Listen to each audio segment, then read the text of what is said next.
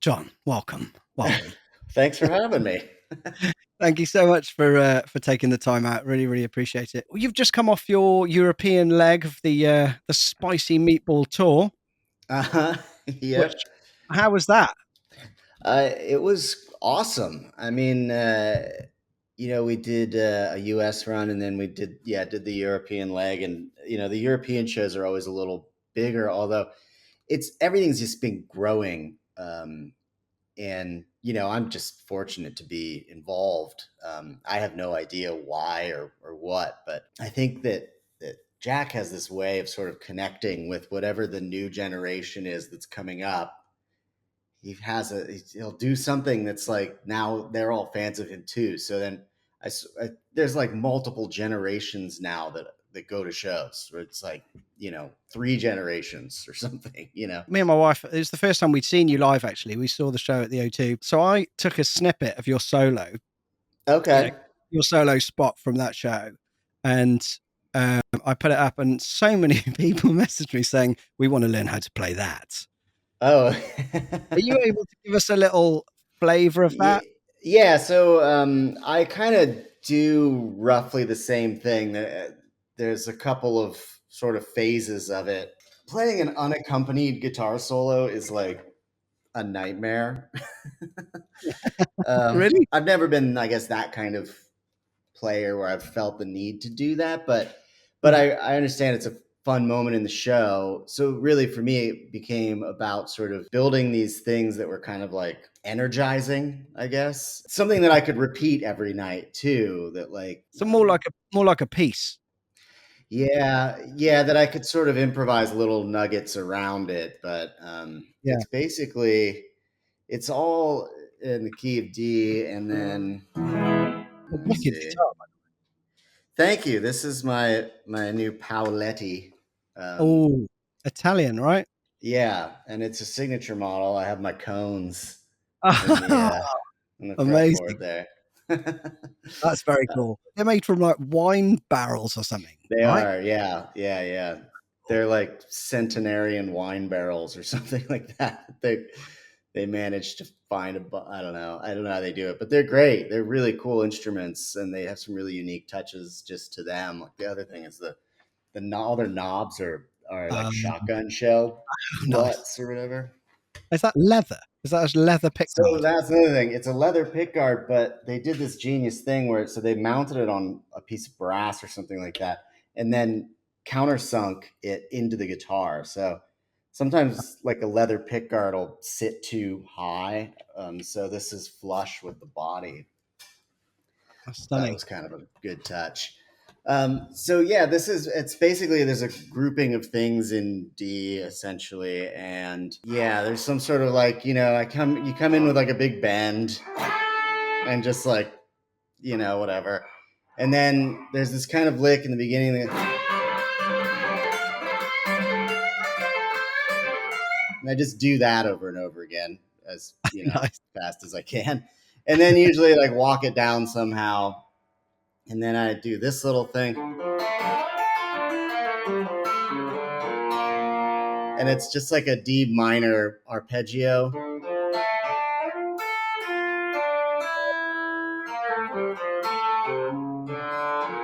Harmonic minor, actually. To this B, A, and then this weird chord.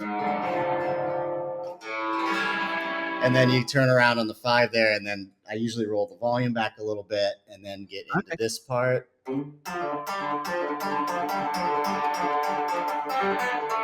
Which is like just a hybrid picking thing. It's pretty easy to repeat, but I think it sounds really cool. Or whatever. It's like this.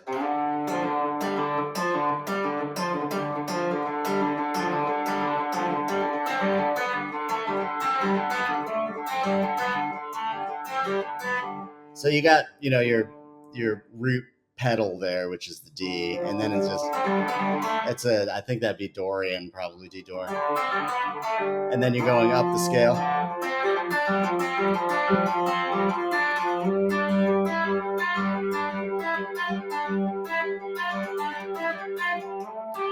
And it's pentatonic or Dorian, basically. It's just kind of climbing up the thing.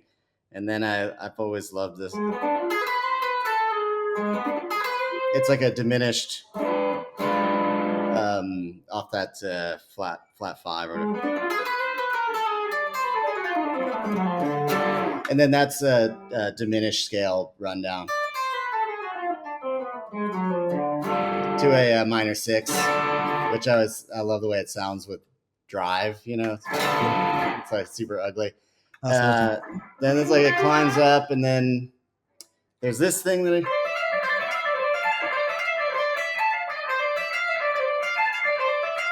just like some pull-offy stuff. It's like it always kind of sounds flashier than it is. And then the end piece that I always do is it's like a hybrid picking version of like a thumb roll triplet thing. So it's just this, that standard sort of bend. But then I hold it up and do these.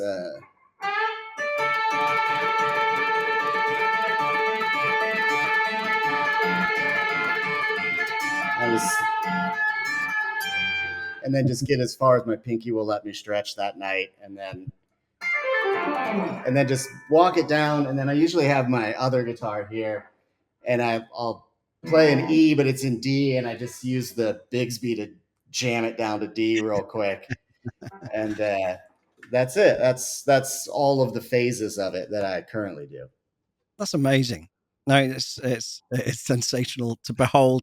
I love that you've mixed a bunch of styles in there. There's some rock in there. Your finger picking style is on point. We'll talk about that in a bit as well. But one of the things that really stands out from what you were just explaining then is the level of knowledge of theory that goes into. So clearly you've studied theory to some degree. Yeah. I was really I loved it in like high school and into my 20s.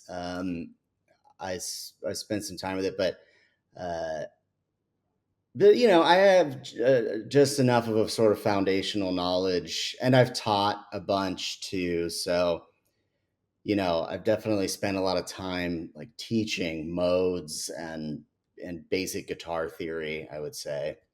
Oh, awesome. But there's a speed limit in terms of knowledge for me. I hit a wall getting into like I love jazz fusion and like really that level of guitarist. Yeah. And Viola type. Yeah, I love like John McLaughlin. I always loved, but yeah, Al Di Meola and Allan Holdsworth, and like um, those kinds of players were like incredible to me, and I always wanted to be able to play like that. But I feel like I only kind of got to a place where I could sort of fake it in parts, but like I didn't get that level of theory. I think I maybe at that point just wanted to play rock and roll in my 20s and decided to stop studying. I actually read somewhere that Allan Holdsworth didn't know any like music theory, which is, I don't know how true that is. I'll have to look it up. But I know what you mean. He really? devised his own method of playing that was like I remember like I had an old Allan Holdsworth like VHS like back in the day when they had all the like bad 80s graphics and stuff. Yeah. And it was so killer. I wish I still had it, and I can't remember what it was called or whatever, but I'm sure it's out there somewhere. But he goes into his method, and it's all this sort of geometric stuff where like he's sort of seeing these shapes, and then the chords are these kind of shapes, and then he builds these arpeggios around them, and but it's not traditional music theory. Yeah, completely. He was a one-off. So yeah, such an incredible player. Lots of kind of boxy playing and big stretches and stuff. Yeah. He had that book, Reaching for the Uncommon Chord, and it's like the cover is like this big weird spider chord stuff. It's like we used to just like love that. So how did you get started with guitar? What sort of attracted you to it? How old were you when you picked it up? Yeah, so I was 9 years old. I saw a Guns N' Roses video on TV. I can't remember what video it was. But I thought Slash looked really cool. It wasn't like about the music or anything. I was just like desperate to be cool somehow, and like it never did work, but like it was it was like, but it was sort of an epiphany moment of like, I think that's what I want to do. That like I want to be that kind of guy. Like, Yeah. so I got like, my parents were great about it. They were supportive, but they were also like we're not gonna buy you some, you know, some whatever. You're gonna get the cheapest guitar we can find, and you're gonna start at the beginning, like sight reading, you know, basic standard notation Yeah. on this So what like. lessons? I take it. I had lessons. Yeah, I started with this dude named Brad, and he was like a total 80s rocker dude. I think I only had him for like a year or something like that. And like I think that was the first time I learned what a hangover was. Because like this rocker dude like show up, and he was just like so out of it. And it was like my parents were like, all right, we gotta find you like a good teacher. So He could have been like in School of Rock type guy, right? yeah, fully. But yeah, I mean, this would have been 89 to 90. So Nice. that's so like, you know, it was the end of hair metal era excess, and I would give anything to like remember what he had. A band, and it was like a thrashy hair metal band, and I wish I knew what it was. But then I went on. Then like the bulk of my instruction was this guy named Bob Murnahan, Okay. who has taught a bunch of like, he kind of transitioned to online, and when that was all kind of happening, so he's had a bunch of like instructional content out there. But he was like an incredible player, and he was where I started really picking up on theory. So he taught me all that stuff, and he got me into finger picking too. Okay. I was going to say you must have picked that up early. So did you start? What was your first guitar then? Was it an acoustic with It was an the acoustic, and it was like the action was super high. It was, I think my parents bought it at a grocery store. Like it was weird. Like it was definitely a toy that was like barely playable. And then I had to stick with that for a year, and then they bought me a Squire Strat. Oh, nice. And that era of Squire Strat was pretty shitty too. So like, Yeah. So I had that for a while, and then eventually transitioned into some nicer things. But it was never like, you know, they never. I don't know. Like I wasn't like spoiled with guitars or anything like that. It was very much like, you know, you need to level up before, Yeah. you know. That made you work for it. Yeah, right. But my parents are huge music fans, so they loved seeing me practice, because I always liked to practice. Like I Oh, no. liked to play. You know, Yeah. it Yeah. wasn't like a Well, that's a good forced balance. thing. Here's if you can make this work, we'll encourage you, and give you the Yeah, stuff next after you've done, yeah, pay your yeah, dues. totally. Good parenting. That was presumably then you're getting into bands, I guess. What was the sort of local music scene like in Ohio? Or were you just in your bedroom on your own for hours on end, like lots of Yeah, us did? there was a lot of that, but I do recall in high school, like there weren't a lot of people who played guitar. Like it just wasn't like a common thing. I remember sort of like being one of the guys who could play the like, you know, oh, like play Smells Like Teen Spirit, stuff like that. Like the, you know, like it was like got out that I was a player, and like it, Yeah. you know, like you start Yeah, making yeah. more friends as Well, such. yeah, But yeah. As part of your um, identity at school as well, right? yes, You become the yeah, muso guy and, yeah. find your crew. Yeah. And in addition to that, it was skateboarding. So that was my guys, were all my friends were, you know, skateboarders and musicians and stuff. Um, Nice. but I probably started playing in a band. I was like, I don't know, maybe like 13. I was in this band with some older kids, and like we played on a parade float stuff. It was like really, Amazing. yeah. It was like the only gig around or whatever. I mean, 15, 16, I guess you're getting nicer guitars. I don't know. What sort of equipment did you have back then? I had like off-brand stuff, like kind of cheap stuff. I always wanted a Les Paul, and it was just not in the cards. Like they were way too expensive. Yeah. So everything I got was kind of like sort of, yeah, I don't know. I've definitely had a bunch of different things, but it was all cheap. Everything I Yeah. had was cheap. What about sort of Um, pedals or, can you remember going, I want a distortion pedal? I mean, yeah. I wanted that grunge pedal. I eventually got What, that, the what DOD the? grunge pedal. Oh yeah, that is cool. I've got one here. Oh, Uh, really? Yeah, that was yeah, sort of the coveted pedal of the day. yeah. They're actually half decent. I mean, Really? I haven't there's touched one in years, but I'd be man, curious to know. there's some decent tones on there. I like Soundgarden type. You know, Yeah, there's some yeah, songs in there. Yeah, for sure. cool. Oh, that's awesome. Yeah, I'm sure it sounded like crap when I played it in 1996, but I had that. And then multi effects pedals were just becoming like a bigger thing, and they were becoming a little bit more usable. So I had a few of those in different times, like always the dusty used one at the music store. Then like I don't know if you remember those older ones where like you hit the button and there was like a lag before the Yeah, effect kicked in, and it yeah, was yeah, like you had to kind of play around the weird gap. yeah, yeah, Yeah, they were such a nightmare. yeah. Uh, but they were cheap and they got you a bunch of sounds. Exactly. And it's a nice sort of way to go. Oh, that's a cool sound. And they were always Yeah, overly affected, weren't they? I yeah, mean, right, and some right. unusable some of the presets, Yeah. but brilliant. You got to sort of have a little play and know what know what you liked and what you didn't. When did you start to think I'm going to do this for a living? Senior in high school, um, I realized that I didn't want to go to college. I was tired of school. I wasn't a bad student. I just was tired of it. And Yeah. I wanted to go kind of carve my own path.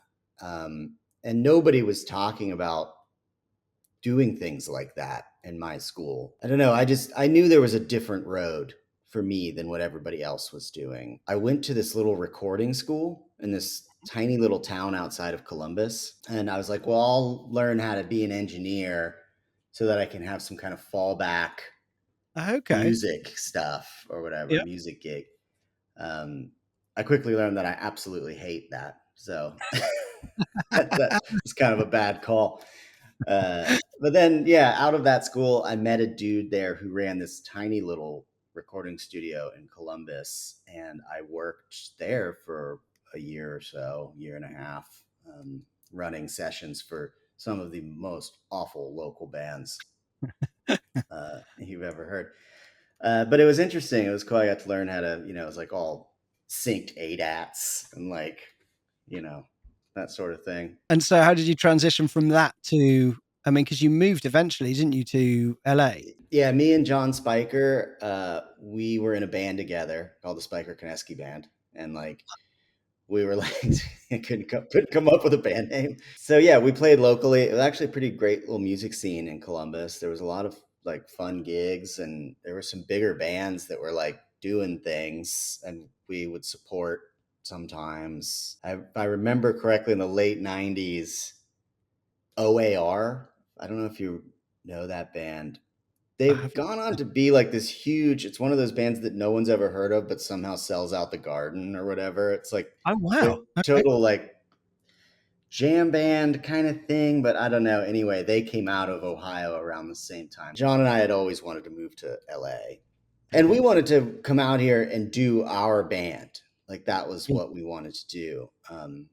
And what sort of And stuff was that? it was like really overly complicated pop music. It was very strange, but it was really fun. And I think we sort of like fancied ourselves this kind of Steely Dan esque duo who were sort of obsessive over, we, work for hours in that little studio because I worked at that studio, so we were able to record there. We were never able to afford to put the record out. Like it was always like, oh, how much is it for like a disc maker's 1,000 copies or whatever? Like it's like, oh, where are we gonna come up with $1,500? Like it was like, Yeah, so it just. astronomical, right? Yeah, back I then. mean, at that point, it might as well have been $1 million. Yeah, yeah, It's like we had nothing. yeah. Um, so we just like self burnt EPs and stuff like you do, like total DIY. And then the drummer in that band, his girlfriend became friends with Kyle through this sort of random kind of happening. Was this while you were still in Ohio? Yeah. Oh, Yeah. wow. Okay. So yeah, so it was a crazy thing. So then we met Kyle through her. Mhm. He was like, I want to bring Trainwreck to play some locals in like, because he liked Columbus. He really kind of fell in love with the town. Okay. And our mutual friend Aaron is a blast and like, super fun hang. So he was like, well, yeah, we want to like, bring Trainwreck. He had just started it because Tenacious D's first album cycle was sort of calming down. Mm. Jack's doing big movies now, and then Kyle's like, I want to tour and play music. So him and JR Lee, Oh, yeah. they're like, we'll come to Columbus. It was just like hiring the local dudes to play in the band, and that was us. That was John and Oh, I's band. nice. Okay, cool. Because the Yeah, first thing I think you did with them was like a live album, wasn't it? Or a live show recording. yeah, that was at the Viper Room in LA, and I think there was one at Largo too, and we sort of mixed them together. That thing's hard to listen to. Really? Yeah, Why? I mean, it's just, it was rough back then. I mean, the way it was recorded was very strange because I don't think there was a board feed at all. There was this um Oh, wow. So it's just in the room mics. it was in the room mics, but it was like this thing called like the binaural head or whatever. And like it was a Neumann mic that was a human head with Oh, mics in its ears. yeah, Yeah. yeah, yeah. Yeah. I've seen those. Yeah. Yeah, so there's this robot head sticking up in the middle of the crowd, and like we were playing, and that's the feed that you get. Oh, nice. Yeah, Okay. I mean, so I thought it's that's quite expensive, those binaural yeah, mics. it was like I think we like rented it or something. Oh, That it was yeah. produced by John King, so the Dust Brothers, John King, who did the first D record and Pick a Destiny too. Oh, wow. Okay. Okay. Okay. Um, and he was also making our record too, but there was some, that got a little bit hairy, and then we ended up finishing it ourselves. Okay. But yeah, One of the things that you do in Trainwreck, actually, which I love, I looked at the set lists and stuff that you guys do, is Eastbound and Down. we did kind of our own version of it, and we later found out we were playing it wrong. We were playing the wrong chords, but whatever. It was like our version of it. Um, And yeah, it was funny. I remember I like had written a solo for that because I was still learning some chicken picking stuff or whatever. So I actually spent some time. So the changes weren't very like in the key of whatever. Like there was some things that you had to kind of play around. So Yeah. I don't remember what the solo was, but there's some footage of it out there. But I used to love playing that song. So what are some of your favorite riffs from the Trainwreck era, the early Trainwreck stuff? I always liked TV theme was fun to play. There were kind of two sides to Trainwreck. There was the country bumpkin Mm. side, and then there was like Thin Lizzy or something Yeah, there totally. was Yeah. this sort of like 70s rock side too, where we sort of changed the band kind of halfway through to that sort of thing because it was just more energetic or whatever. Yeah. So within that construct, there was like Rock Boulder Mountain, and like those songs were pretty fun to play. JB Shredman was Kyle's song he wrote for it was me and That was your name though, right? In the band, because you're like alternative name. yeah, yeah, John, was it John right. Bartholomew Shredman? Yeah. Yeah, right on the nose. But um and then there's a verse about Boy Johnny, who is John Spiker, Nice. and Dallas was our drummer buddy Nate, who lives in Ohio now. That's great. And the lead singer of that, for people who don't know, is Lee, right? From the Tenacious Yeah. D song Mhm. Lee. And Yeah. I think, what was, there's some other involvement, isn't there, that Lee has with Tenacious D that I forget now. Was he the original, the metal robot? He was, Sure. on the Pick a Destiny tour, he was the metal and he was also the devil. Oh, okay, yeah, nice. Yeah, and Beelzeboss. So Nice. he had multiple roles in it. Which you now do. You probably don't remember because you're taken over at Yeah, that point. right. Yeah, don't remember any of it. While you were in Trainwreck and just before Tenacious D kicks off, So what are you doing like day to day? Because you're kind of, I guess, what, mid-20s, living in Yeah, LA. I'm not doing a lot, to be honest. I really had my sights set on I want to play guitar in a band. That's what I Yeah. want to do. I don't want to get a job in a studio. I don't want to, whatever. So there was just enough stuff that would come up. It would be like a Trainwreck tour that would, put a couple bucks in your. It's not, just enough to kind of scrape by.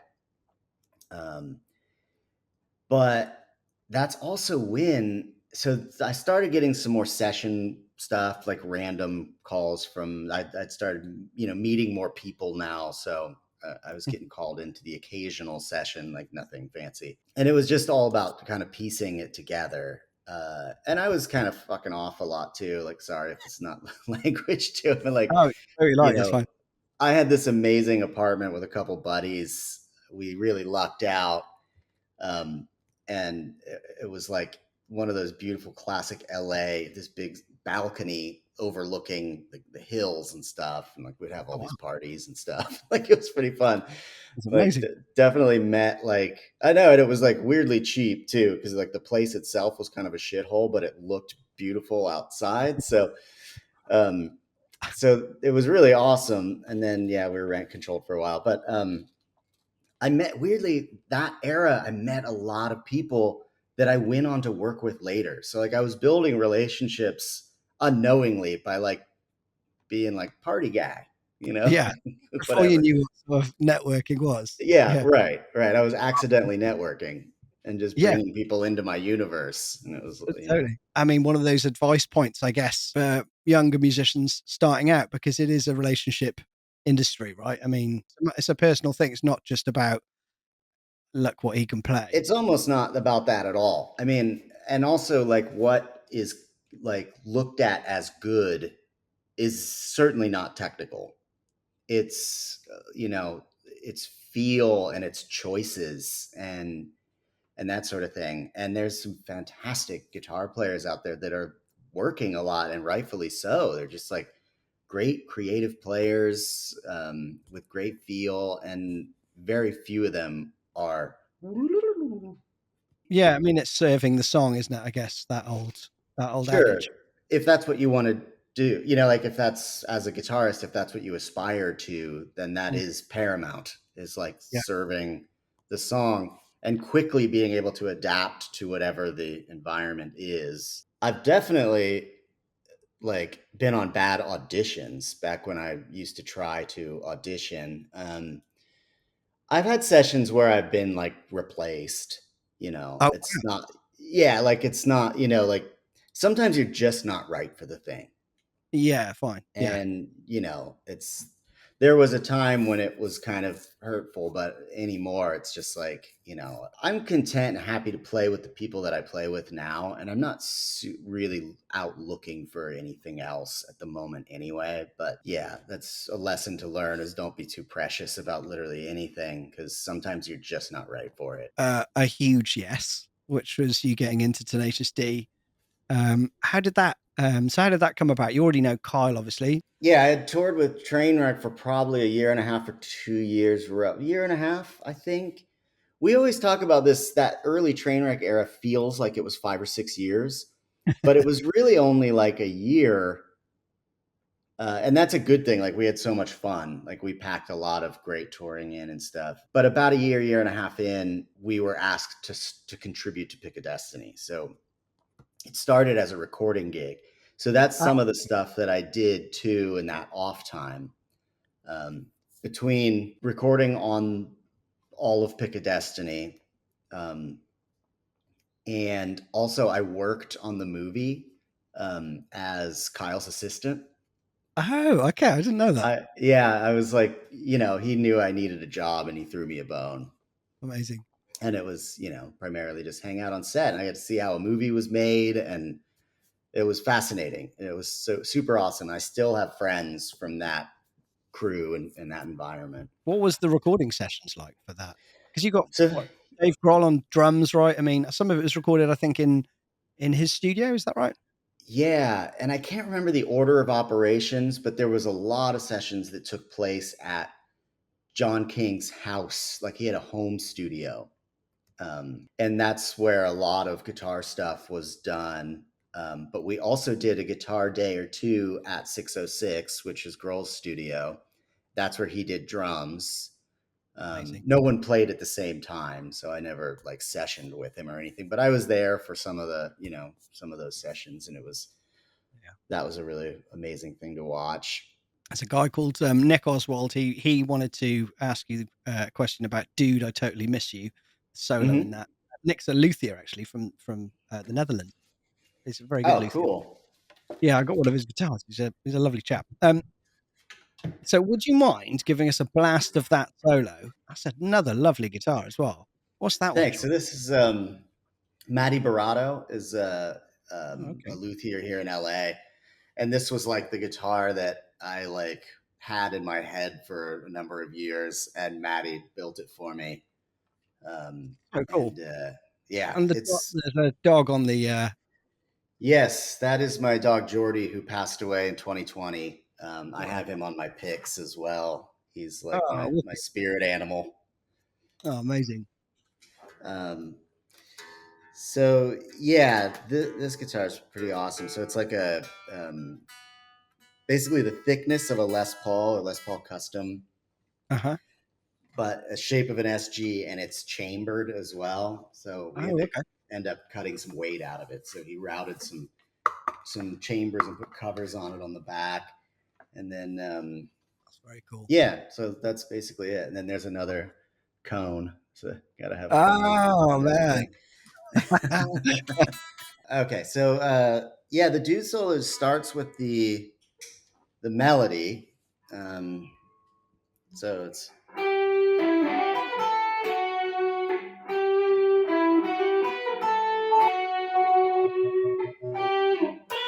yeah. How's this?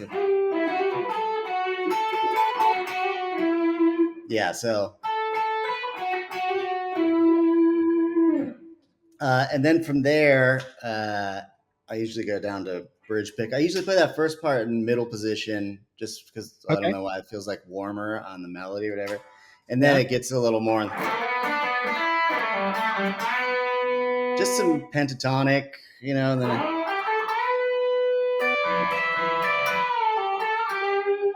and that's just a hybrid. It's all pentatonic at that point.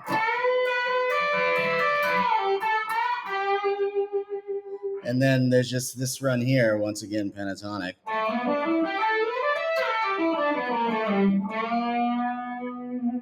To the ending on the 5 there. That's awesome. I had a big Steve Vai phase in the late 90s. Crossroads. Um, I mean, Crossroads. My guitar teacher Bob told me about Crossroads when I was like 13, and it's like it blew my mind. I was like, "This is the It's coolest still, thing I've ever seen." it's still amazing now. It's still amazing. I know, and I still have to come back and revisit it sometimes. And then it was also so funny. Like I know it wasn't supposed to be, but like my God, that whole section at the end, like just my friends and I would just it's so like it's just so easy to clown on it, but it's amazing too. It Yeah. was like that one of those things where you're like, I love this and I love to laugh at this too at the same time, but I respect it. Yeah, of course. Yeah. Yeah. Um, Yeah. Yeah. uh, so that was an amazing moment in movies that will never happen. Like that was like there was one time where that would ever happen, and it was, Yeah. and it. There's a few of Uh, those moments. I can remember. Yeah. Crossroads. Everyone wants to play the guitar. yeah, I think Back to the Future. Everyone wants a uh, skateboard. You know what I mean? There's you're just right. a huge impact on kids. Mhm. That Yeah. era. But the way that you hold the guitar, I think it's the control in your fingers that makes it look effortless. That totally reminds me of watching, Steve Vai, the way he Well, approaches these things. It thank just you. looks I like, certainly don't have his scope of abilities, but I did probably pick up some of that touch maybe or something just from being a fan of his, and I still love to listen to it. Like I just got flexible on vinyl and stuff. Like I still dabble. yeah. his guitar tone on sort of Eat 'em and Smile and Skyscraper 2, right? I think is still some of the best tones out there. Do you remember like listening to any of that stuff and thinking, you know, when the sound of an album like hits you, is there any guitarist that you can remember that you heard and thought, oh man, how's he getting that tone? Yeah, I mean, and as far as Steve Vai records, I think I ingested mostly the solo stuff. So the David Lee Roth era stuff, like it was maybe a little before my time, even though because I didn't start playing until '89, Mhm. so it quickly became all about grunge and stuff. But then I discovered Steve Vai solo and like I think like Bad Horsey and like Alien Love Secrets. Oh yeah. And loving those records. And that's like into my teenage years when I'm also into other things, but I was really into that. But then I went the other direction. And as far as guitar tones, I got hip to Mahavishnu Orchestra around 18 or 19. And between Nothingness and Eternity, the live record, I was starting to get into like just listening to more classic rock or having that become more in the forefront of what I liked, but then also loving complicated music as well. And then hearing that record and hearing John McLaughlin's like just rough sounding Marshall, that changed a lot of things for me in the way that I wanted to play guitar. And I didn't want to be legato clean anymore. I wanted it to be like energized and like wrong sometimes. And Yeah. Cool. I remember the tone on that was great. And I remember like mistakes that you can hear, and it's just, but everything sounds so alive. And like, I loved that about it. So that was a big one for me. Nice. So these sort of improvisational flying by the seat of your pants. It is what it is. It felt like that band. Yeah. And it was a live record. It was the first time I'd heard Mahavishnu, and it sounded like at any given time, the whole thing was going to fall apart. And it was so exciting. Dude, I totally miss you. Uh-huh. So how did you approach that? Was it just an improvised thing? It started that way. There was a bunch of sort of random takes. That era when we were recording with John King, he did this sort of like loop record, and I'd do 60 takes or some absurd amount of just random solos. Oh wow! Okay. Kind of comes from like I don't know if this is the reason, but like there's a hip hop background sort of with sampling and things like that. So he liked to kind of cut things. So we'd pick pieces from solos. And I remember that we got to a place with takes on that where they really wanted to hear the melody, like in the beginning of it. So I remember like, yeah, I was like trying to sort of sort it out, and Jack was kind of humming the notes that he wanted. And then we picked out that, in the beginning, because it's just the vocal melody. And then the rest of it was just improvised pieces that they probably assembled later that might have been part of 3 or 4 different solos that. Oh wow! Okay. I can always hear it on that record. Sometimes it grinds me a little bit. It's like I can hear unnatural cuts in solos. Oh really? Okay. Yeah, because he was really into like building his own thing from what I did, and that's the entirety of the metal. Is that? Is it really? Yeah, it was like there was the main riff that Kyle and I came up with, and then the finger picking part was like this thing that I came up with when I was like 16 or something. It was like a fingerstyle exercise that I was just like, they were just letting the thing roll and just like play whatever. So I started playing that, and then it was like, okay, now we're in drop D, so here, let's put you through this weird pedal, and then just play a bunch of stuff. And the whole end section is all improvised riffs that they just cut up into pieces. No way. I did not know that. So the first part of it is played. Oh, however it goes. It's played in E, like not drop D. So that part is a weird. I don't know why I can't play it that way, but so then the end part is in drop D. So I had to I had to, for live, I just played it in drop D. But on the record, it's actually an E. In E, and you finish it in D. Yeah, Just it's because it's cut together by, you know, it's awesome. I love how it came out, but it's like it's cut together by people who aren't thinking about one guitar's in one tuning and the other one's in another one. Yeah. You'd have never been able to write it that way, sort of thing. Sure. Yeah. No, definitely not. There was a time when I was gonna try to do a like get it, you know, but like that's why I was making it way too hard on myself. Did we cover all the dude stuff? Sorry. You've actually gone into another question, Nico.5420. How to play the fingerstyle bridge part, which you alluded to a second ago. I can't believe you just said you wrote that when you were 16, because that is that to me sounds like the hardest bit of the whole thing. It was when I was really I was playing fingerstyle a lot around that time. I wanted to be a well-rounded, I guess, guitar player, but like playing in rock bands, but playing fingerstyle. Like, you know, like somebody like Lindsey Buckingham or something like that. He's like always plays fingerstyle.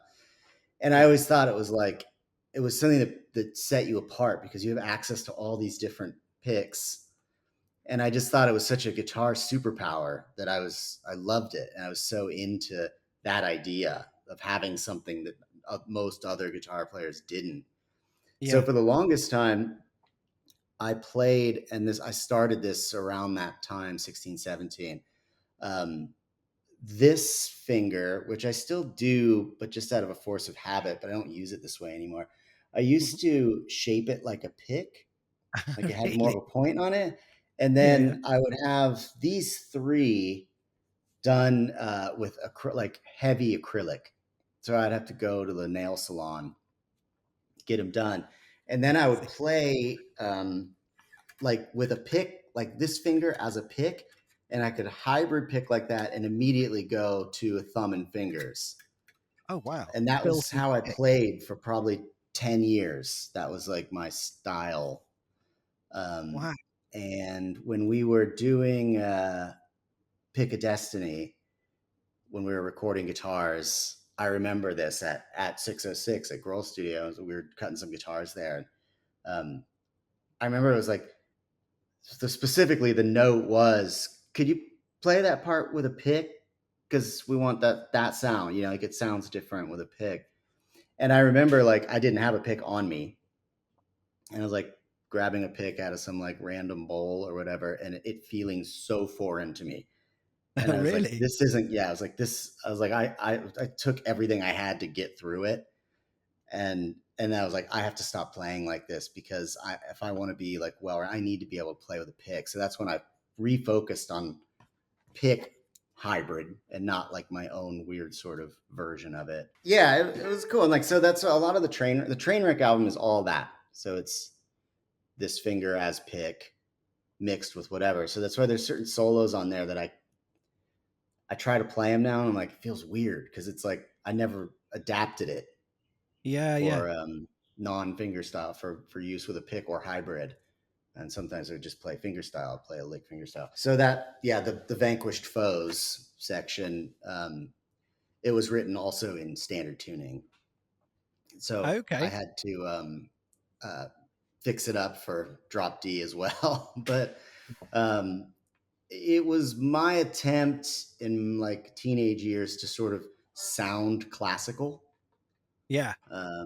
But it's very much not. I mean, it's faking it at best, but it turned into a cool little part. That's awesome. Let me turn these things off here.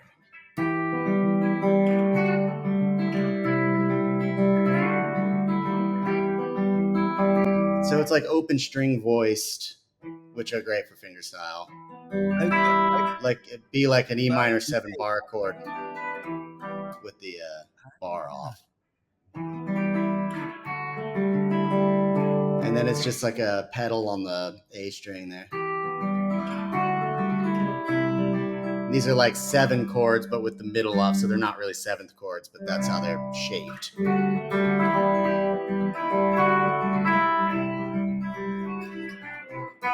and that's just, you know, I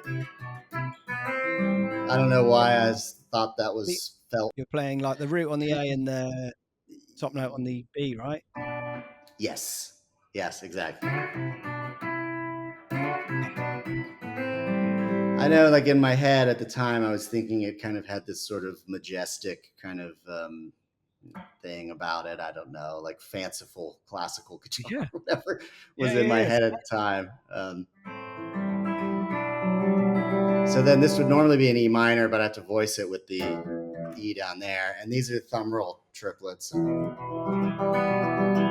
Actually, I don't know if they're triplets because they have to be modified to. Anyway, it's that sort of playing groups of 3, but they're 16th notes, I think. groups of 3, but they're 16th notes. Exactly. Yeah. So then the end of it goes back to this. And then this time it goes. And you're just rolling through. And I basically just mute those so it sounds like there's notes there. You get about 3 of them here on the end. So then that part was a nightmare for years because I had to immediately switch back to heavy channel, and Yeah. It was a pain in the ass, but I got it now, I feel like. That's amazing. But yeah, I mean, that is one of those parts where you're going to get to. And if you've made it that far through that part, and then at the end of it, you've got that really difficult roll, and then you've got to chuck in those natural harmonics at the end. I mean, that is like, you know, that is some achromatic stuff right there.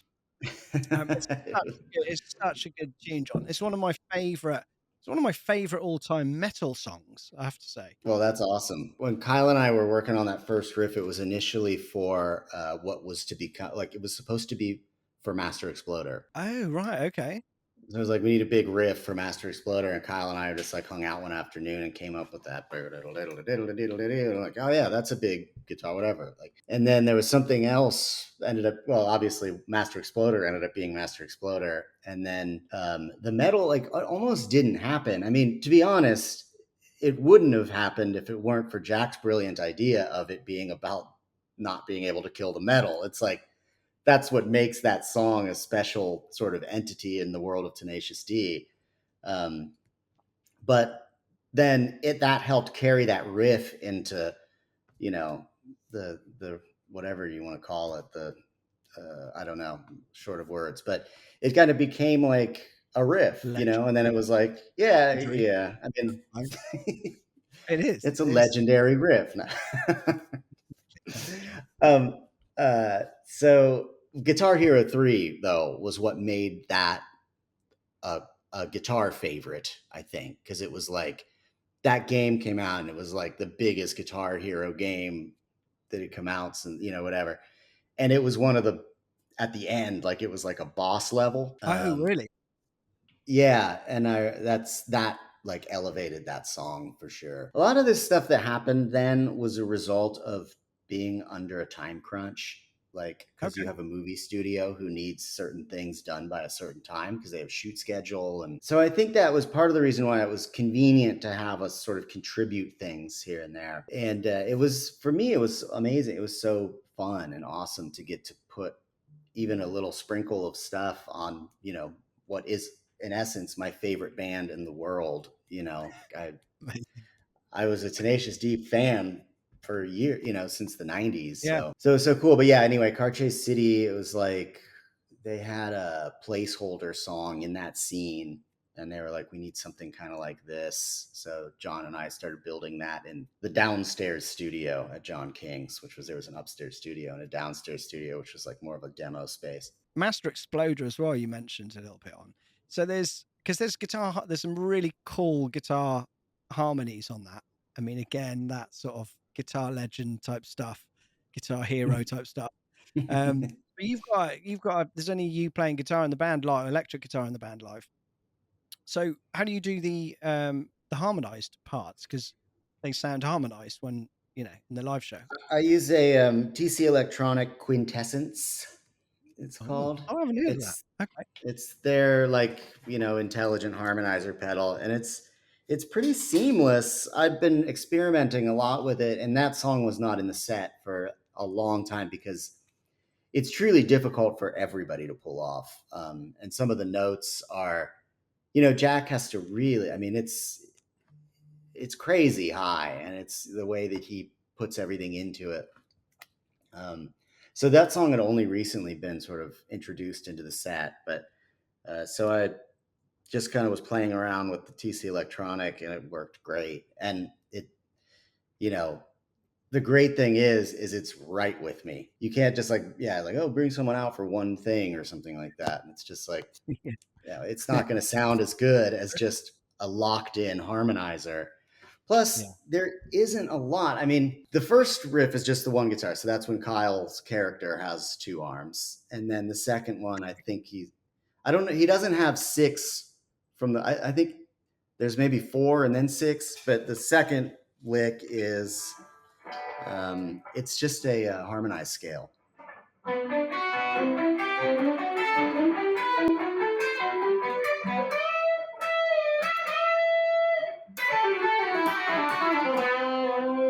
And then with the harmonizer, let me give you a little down. Yeah, go for it.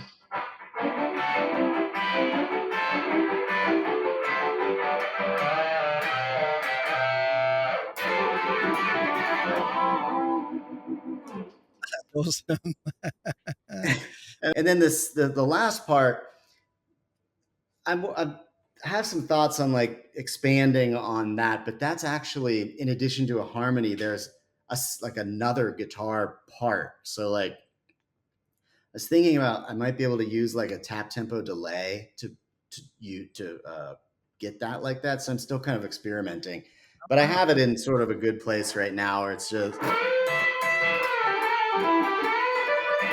and then that other guitar comes in, and then you get,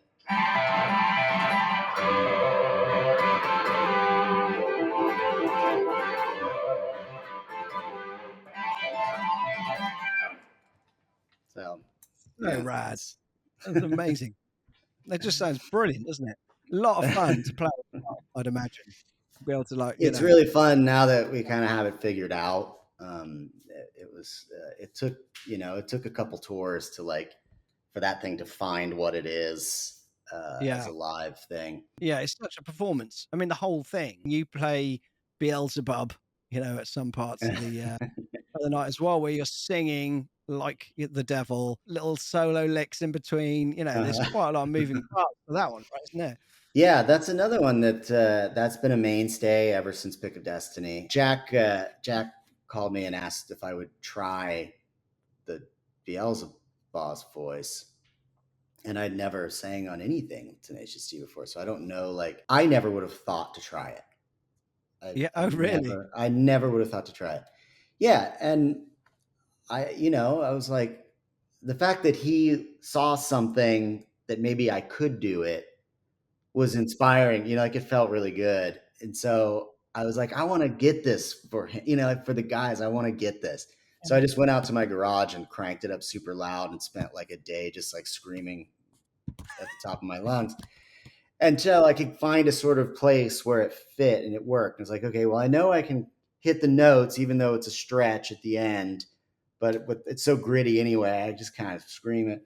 And it was difficult. The first, I don't know, years, I would have to be careful because I would lose my voice after 3 or 4 shows. So if the tour was longer than 2 weeks, by the end of it, I was singing through hoarseness. And then I found, over the years, you sort of find a place where it comes from that doesn't destroy your voice and selling your soul as well. Yeah. And now it's just fun. Now it's something that I just really look forward to. Just like literally every other part of the set. It's we've been doing it for so long that it's just fun to perform it. And, there's nothing aside from the solos. It's the only thing that's nerve wracking anymore, is those solos are still I was gonna say, are there any parts of the show you're like, it's coming up, this bit's coming up, it's the solos, and it's like that for all of us, and it's just, you're so naked out there. And I do have some anxiety and stuff at times, and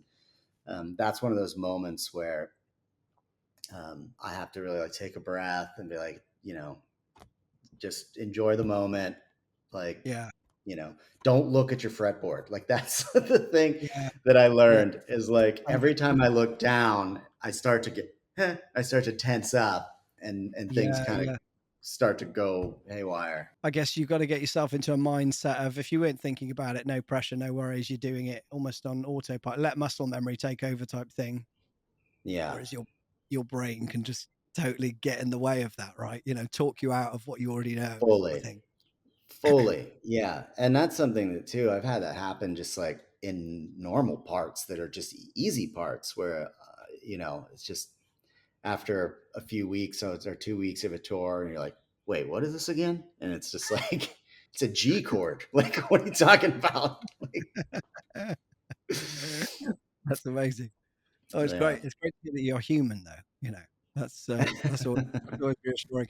I got to say though, I mean, you have fun playing it. It's so much fun to watch. I mean, it really, really was. The band's so tight. awesome. Thank you. That and that's been such a blast to have that too. That sort of entity in the back has been so like we have our own little world back there where we're always playing off each other and having fun with stuff. And there's no shortage of shit to laugh at too. And I mean, like we don't really try to keep a straight face or anything. It's just like it's just fun. Yeah. It's just super fun. Because one of the things that I noticed when you're playing live, and it's not necessarily a feature of all of the different albums you do, but certainly with the D, you don't go for a full on gainy sound. Your guitar was cutting straight through the mix. It's quite mid heavy, but it wasn't particularly distorted, right? So do you use? Mm. I mean, is that an intentional thing of just experience playing with It bands is. live?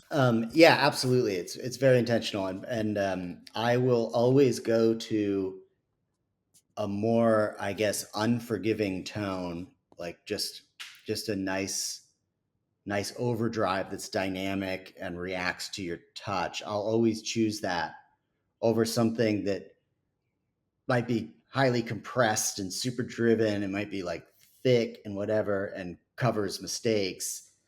But I don't want that because I feel like, for one, it washes everything out. And there's two acoustic guitars that are Mm, very much an important part of the sound of Tenacious D. And when you bring a band element into that, it's very easy to drown them out. We have yeah, incredible sound people who make sure that doesn't happen, but I try to make it easier by creating more of a unique kind of guitar sound that might be a little bit more vintage, that can kind of be placed somewhere in a mix rather than just wash the whole spectrum. Because you have two elements that I've noticed that drown out acoustic guitars more than anything, and it's a really heavy guitar, electric guitar sound, and cymbals. oh really? Yeah. So, cymbals you kind of can't really have a lot of control over. You have to play the drums hard, um, especially cymbals. You can't like hit them light.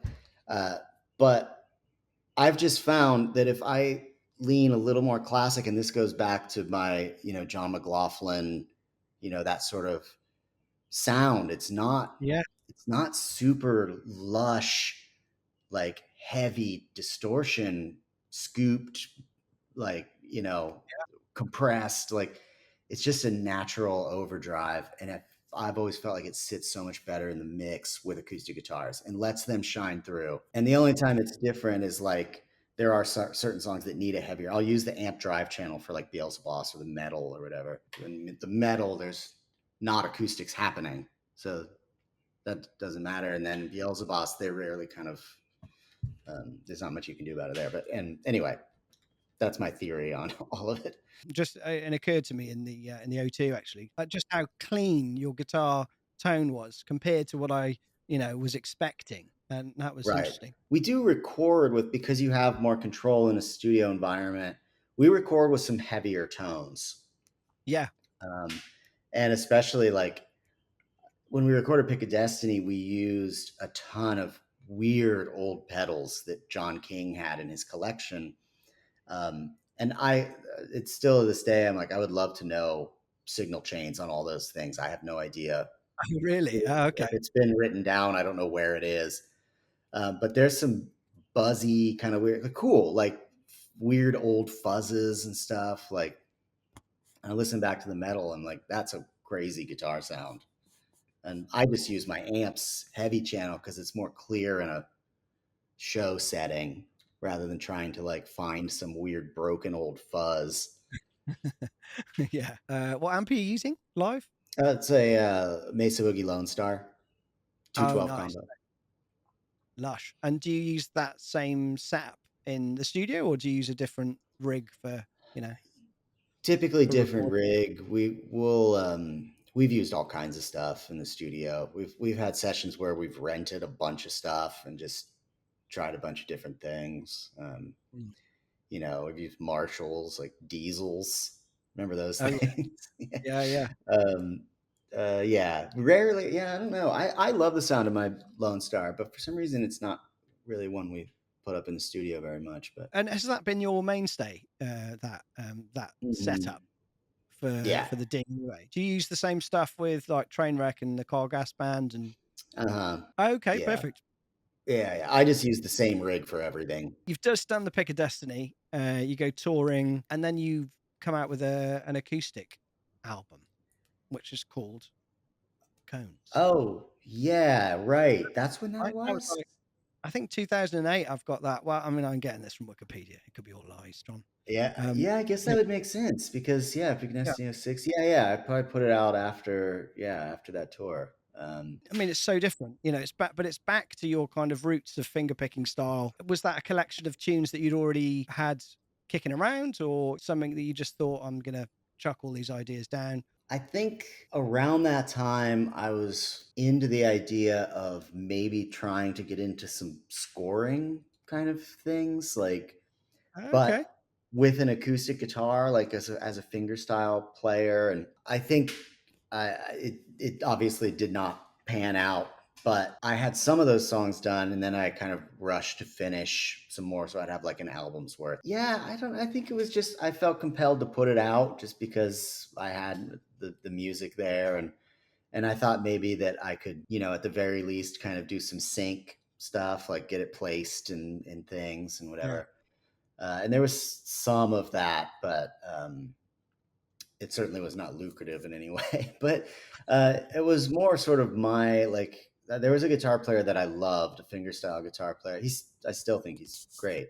His name's Don Ross, Canadian guitarist. That was other thing I did out of high school. He lived in this small town in Canada, and I was like, he was one of the early guys who were doing percussive acoustic guitar. Now I feel like it's so overdone, it's absurd, but he was like one of the early dudes doing it, and I loved his instrumentals were killer. Like they were so awesome, and it was flashy, but it was very musical, and he was kind of an interesting character. Yeah, and he lived in this big house in like the woods in Canada, and I found that he was putting on this sort of annual like guitar camp at his place. Oh, right. So I signed up, and my dad drove up there with me from Ohio and did. How far is that? Just for my geography of the United States is terrible. It was a haul. Like my dad was a champ for that one. It was probably like an 8-hour drive or something like that. Oh, oh wow. Okay. And then like he got a little hotel in this tiny little Canadian town, and I went and stayed at the house with like 10 other guitarists, and like we all like slept on like cots in like one of the rooms, and like it was a weird experience, but it was really cool. So some of that stuff I had started writing coming out of that, like inspired by that. I was like, oh, I want to like write some songs like this. So I just kind of had them sitting there, and then yeah, at that point I was like, oh, I should release this because yeah. I mean, it's so complex, and it sounds like they're all open tuned, I think. Yeah, it's primarily Open D and DADGAD. Amazing. There's one that's weirder that I have no idea what it is anymore. Um, but I know like Adelaide is Open D, Custom Agent is DADGAD. They're so good. Yeah, I think I've tabbed a few of them already. Couple of those, they might be on the Patreon. My Patreon right now has a ton of stuff on it, and it's like I just set it to like, because I'm not putting new content on it, so I just set it to $5 a month, and just Yeah. like people could just go on and just collect all the shit and leave if they want. But like for Yeah. now, Yeah. that's basically what it is. It's just a catch-all for that content. But I also have I did a series of American TV theme shows from the 80s and 90s in fingerstyle, Oh, and wow. those tabs are up there as well. Oh, amazing. I'm checking that out. Speaking of TV themes, you did a John Carpenter album, right? Where you play some guitar on a track. Is that right? No, not an album. I did touring with John Carpenter. Oh, gotcha. Okay. So me and John Spiker and Scott Seaver, the Tenacious D rhythm section, we were also John Carpenter's rhythm section for a handful of years. That's amazing.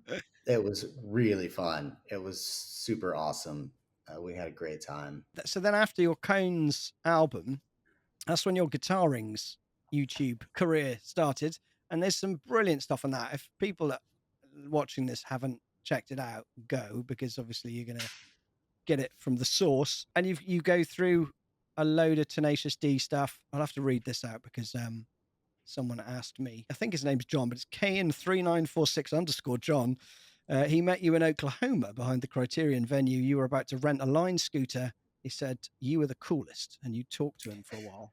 And he says, when will you, I don't know if you remember that, when will you teach more lessons with Cage on Guitarings? Not necessarily D songs, Winchester, or some of your faves from other artists. I've said this before a bunch of times. Kyle and I, we would love to do it again. I think when we were doing it, we got a little burnt out on it, but in hindsight, I think we both wish we would have maybe kept it going to some degree. It didn't grow big enough, fast enough for some of the people involved to really stay interested. Yeah. And that mixed with like various scheduling things got a little bit difficult. Like there wasn't maybe enough time either on Kyle and I's side to really like just like what we were talking about earlier off the record when you're talking, it's an immense amount of work to create content. Yeah. And we had this wonderful company called Fret 12 run by Mark Tremonti's brother. Oh, really? Yeah, and they were on as like our producing partner, and the bulk of the body of the content, like Kyle and I could just show up with an idea of what we wanted to do, and they would shoot and edit.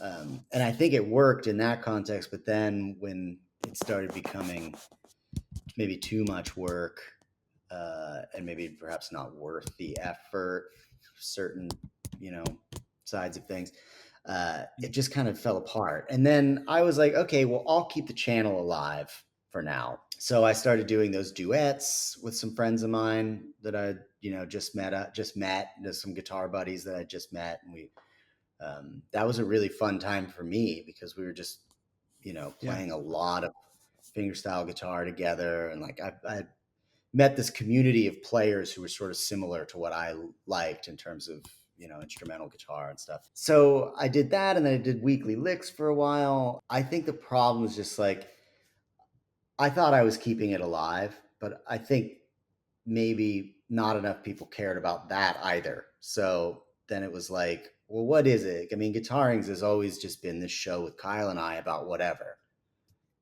guitar related, teaching, Tenacious D, or just, anything, gear. So I don't know. We've talked about doing it again, but we just don't have the infrastructure to do it. And I just not sure that I have it in me to like edit through hours of footage and assemble episodes and things like that.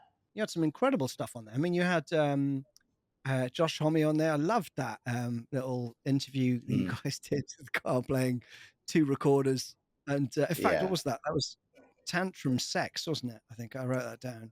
The Tantrum Sex album that you talked about. I'm still waiting for that. Yeah, I kind of haven't thought about that forever. Yeah, that was wild. I mean, I obviously that was a get through Kyle's network of people, but at that point we had, it looked legit. There was crew and everything. Yeah. And, so we got him out, and we had, a few other guests, but he was probably one of the biggest. I remember we had, there were a couple like on deck that we didn't end up getting to because it ended. Okay. Who was But that? I'm trying to think. I just said that and then completely forgot his name. Who's the guy that plays guitar with Josh Homme all the time? He's a Yeah, bald Troy. guy. No, Oh, not. Alan Uh, Johan. thank you. Yes, Yeah. really super creative guitar player. Oh, he's yeah, yeah. You guys are kind of birds of a feather with your finger picking, Stuff I've acrobatic. heard of his, I'm like, oh yeah, that's great, like totally up my alley. I was really kind of bummed that one didn't work out because I wanted to kind of get to know him. Yeah, But yeah, it wasn't in the cards. But yeah, that's the story of Guitarings. It just kind of, more than anything else, it's what people come up and say to both me and Kyle, like, really. when is Guitarings coming back? We hear it Yeah. more than, you know. You were kind of ahead of the game as well, really, in some ways, weren't you? We So were, yeah. Honestly, it was perfect timing. Like, if we would have just plowed through a good year, we would have had, yeah, like, I feel like a really great body of work, and we could have kind of self-sustained it a little bit. I think it was right before the kind of AdSense thing too, just to, not to make it oh about right, money, yeah, but, or it was just starting. So it was like, one of those weird things. Like, I was like, how do you make it profitable? I was like, we're printing T-shirts and shit like that, and it's like, this isn't, yeah. you know, Well, it's still the same now, right? I mean, most YouTubers are like, merch. I've got my line of yeah, merch and oh all yeah, that sort of yeah, stuff. I mean, for me, it's about the stuff that money can't buy. Like this chat with you would never have happened if I didn't, have the channel, right? And that's my, my interest in it is fulfilled by those things, yeah. those experiences, this experience Hmm. right now, in fact. So yeah, I love it. I'm so pleased that you agreed to come on the channel. Oh It's awesome. yeah, yeah, no, totally. Low hanging fruit. Yeah, I've got to talk about that. That's amazing. That's still in the set. I think Roadie on that album. That might be one of my favorite love songs ever. There's something incredible that Jack does with the lyrics and his delivery. I agree. It's so, yeah, romanticized. What are your favorite songs that you look forward to playing in the show, and what song do you wish that was added to the set list? Oh yeah, that's a good question. So in the show, I do look forward to Beelzeboss because I like having something else to do. Master Exploder now is another one that I'm like, it's fun to the challenge of it is really fun. Um, I still love playing tribute. Oh I yeah, loved that song. It's probably the first thing of Tenacious D that I heard, yeah. that like, made me immediately fall in love with them. So that song still blows my mind how brilliant it is as a concept, Yeah. and so funny. So yeah, I mean, that amongst it, they're really all fun. I loved the way that the set was on these last couple tours. The set was really fantastic. Yeah. Um, Stuff not on the set list. I don't know if necessarily I wish we played these songs, but I can tell you what my favorite songs are that aren't in the set. And my all-time favorite D song is Warning. And yeah, kind of a deep cut, but I always loved that song. And then on Rise, 39 always like so funny to me. I think it maybe I could see why it's not in the set. Um, Mm. but there's so much like comedic content in Jack's lyrics and stuff. It's great. I think me and my wife were both saying like top 3 gigs I think that we've ever seen. Um, but Nice. Awesome. such is the love that we have for That's Tenacious D. great. So Simon Suave says how you practice/improve on your playing. Depends on what you want to learn, but I mean, practice is just putting time in. You But I have mean, like I a think there's regimen or do um I personally? yeah. Yeah. So here, I'm gonna grab this one guitar real quick. I have a few of these Seagull parlor guitars, Oh, nice. and they travel. One of them is like my backstage guitar. That Okay. about 6 or 7 years ago, I clued into the fact that I really need to warm up before shows. There was a time where I was just like, I got it, and I was like, felt a little stiff, and then the more I started warming up, I was like, oh yeah. So I don't do a lot of like running scales per se at home, which maybe I should, but I do have some routines that I just do before shows, and a lot of it is like I'll like do chuggy stuff and try to be really tight. So our drummer always has his pad and he has a metronome going, and I just kind of walk around nervously and just do, you know, just staccato picking stuff and try to just stay Okay. really tight and rhythmic. Yeah. I've been doing this one a lot where it's just, and it's just um, Oh, wow. Those are you just know, a painful. All four chromatic. fingers, right? Yeah. Yeah, and it just gets all the fingers moving. Sometimes I'll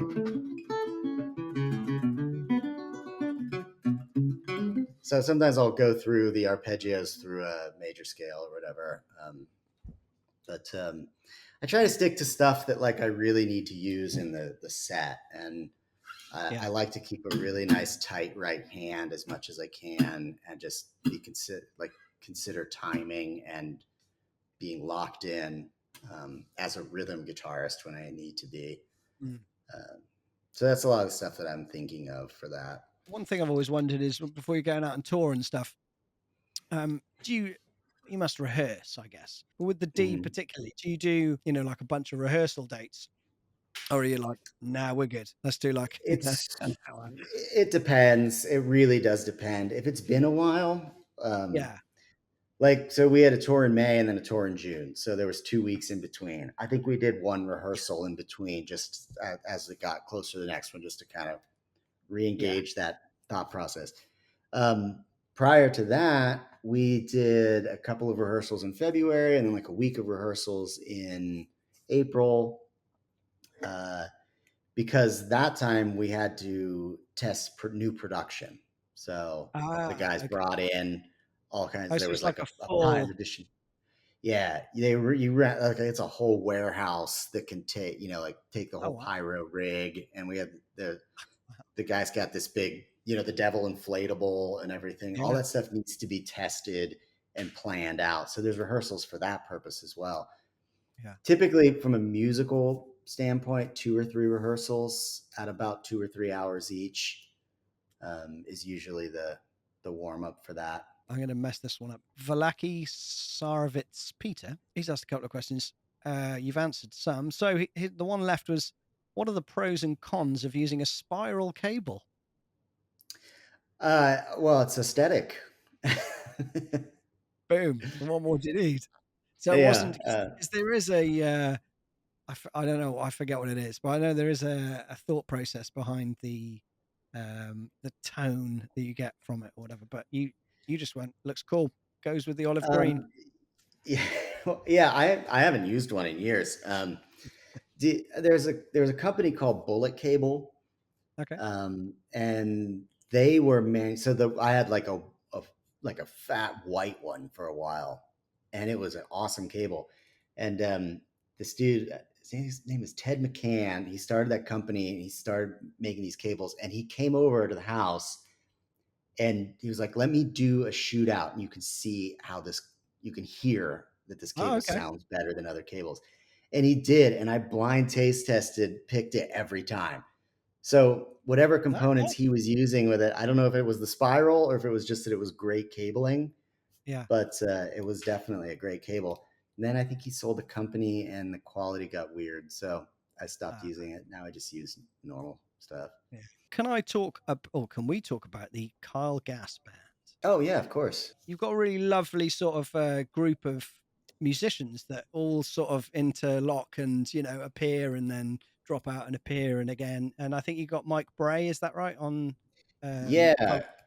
he's also with you in Winchester, right? Yeah. So I met Mike. He sent me a MySpace message back in the Nice, MySpace days, nice. to the Trainwreck MySpace page.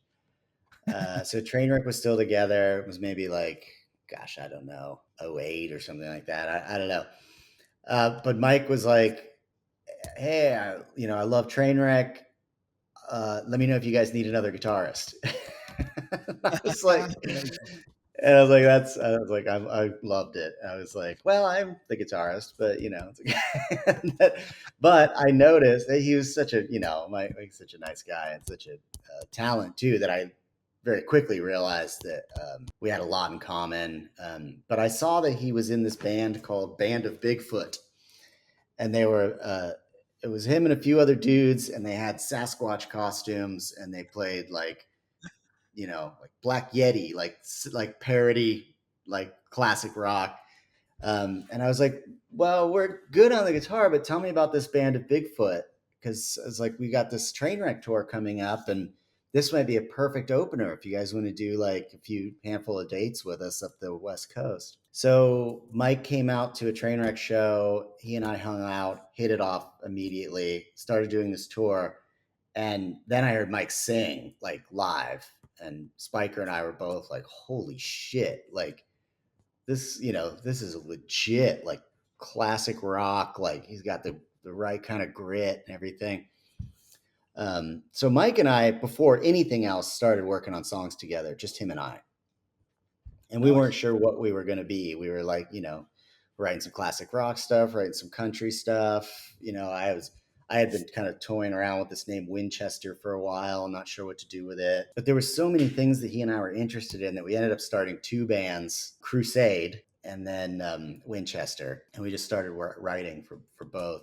And around that time, Trainwreck kind of, met a bit of a demise, sadly. And on the heels of that was a couple years of like kind of things sort of finding their way. And then that's also when then Kyle Gas Band came to fruition out of that. And it was like, well, here we can do like a twin guitar rock band with Kyle. And I just was like, for years we had to do these Trainwreck posters that were Trainwreck featuring Kyle Gas, because you got to get the name in there like somehow to show to people, tell them what they're coming to see. And I was like, just call it the Kyle Gas Band. It's like, we don't ever have to do featuring whatever, blah, blah, blah. Your name's right there. It helped bring people in. So we put that band together, started writing. Mike and Kyle had a couple of really early, like great tunes come out, which was Man, Child, and Broho. Oh, nice.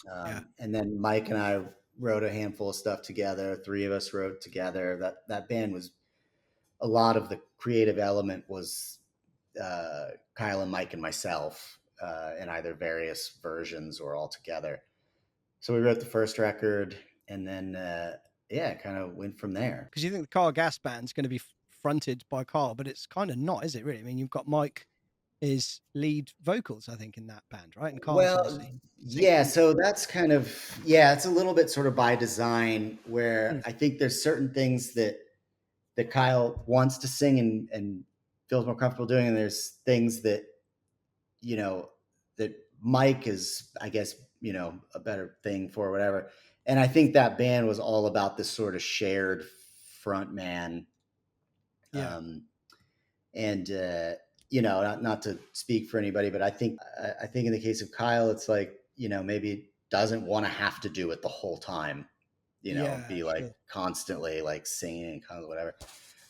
He can go out and play, because he likes like crowd interaction too. Like Kyle was always incredible in that band with like any moments where he could go out to the crowd and interact with fans, and like he created really special moments on those shows, because it was smaller venues and it was more one-on-one. Like you really get to know your crowd.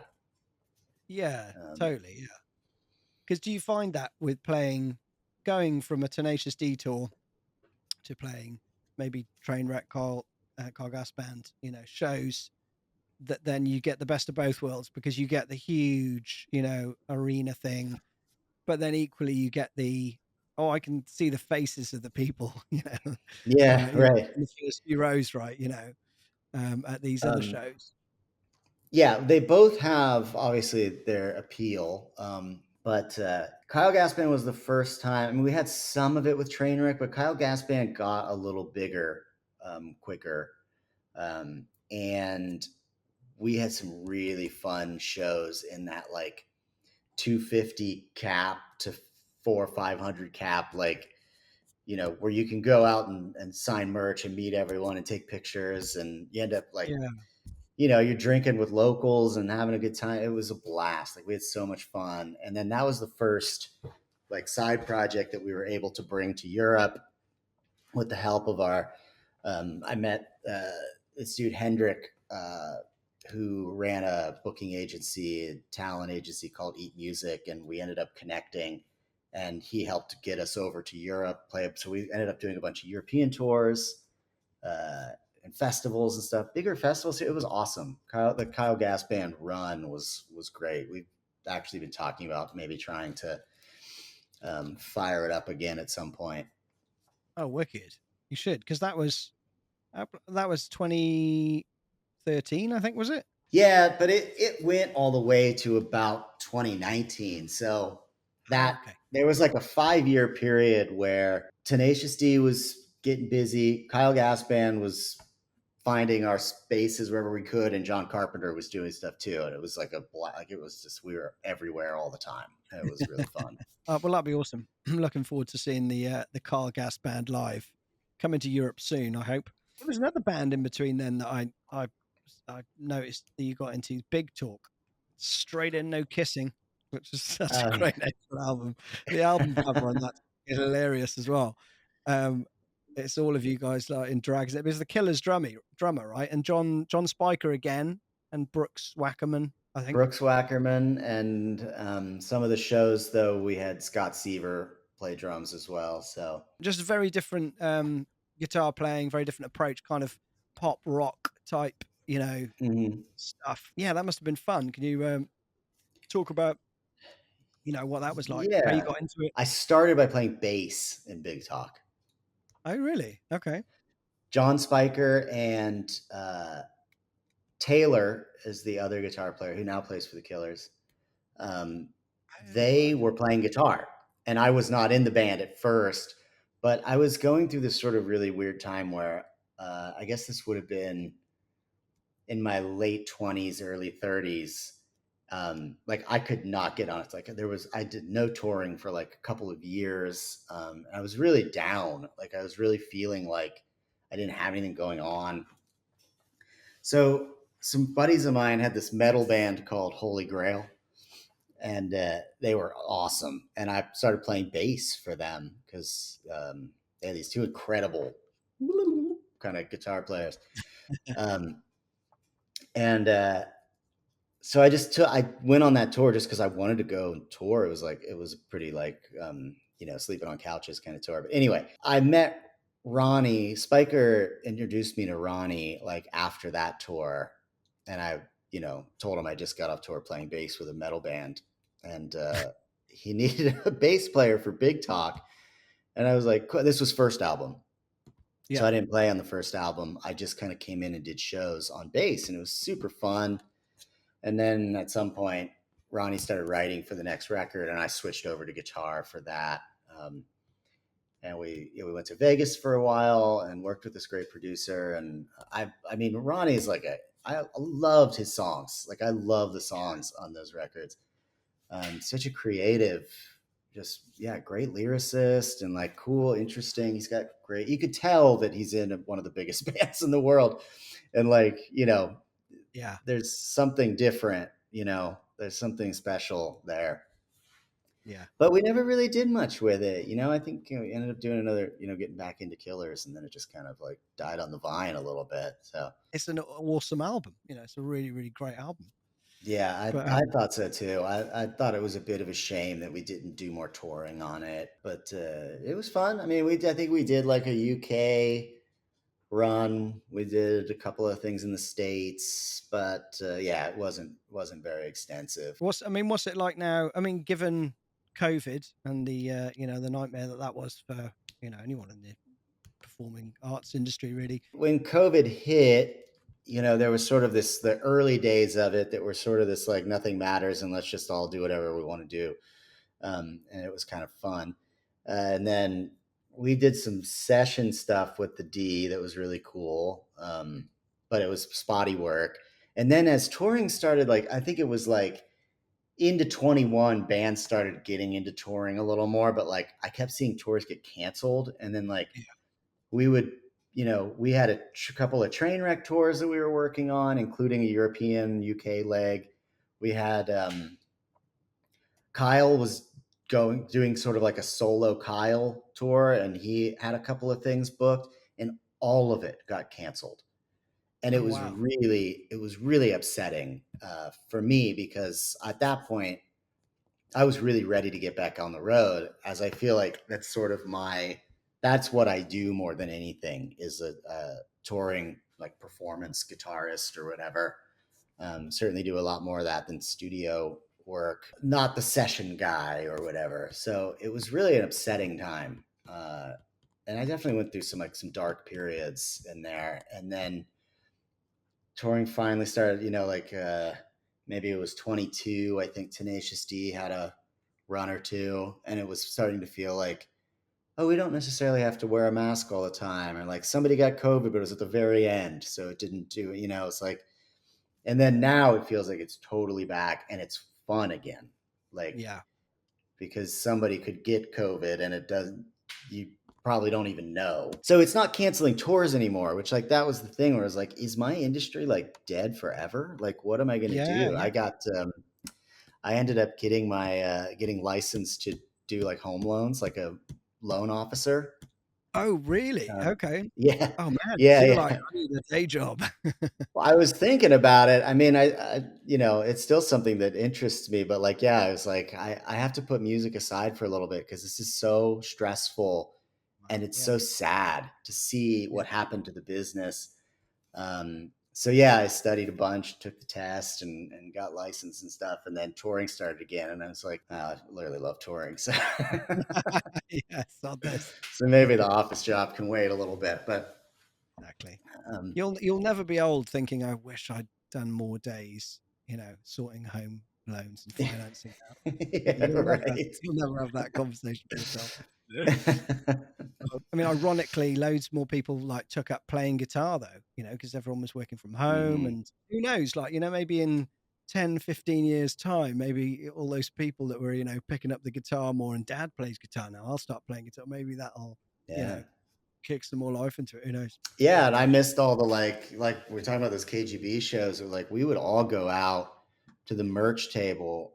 We'd sign autographs and take pictures with people, but just like talk to people, like meeting people in different countries and different cities and stuff, and just building these like international friendships and stuff that like you end up keeping in touch with people. And I always loved that side of it too. Like they take you some weird place in that town that's like the fun place to go. And like, I had a hard time believing that like that was going to be gone, Yeah, it's not something you can easily do with Tenacious D, right? Because there's no, we're insulated. Tenacious D is very insulated, just because of security, privacy, and things like that. It has to be. Yeah.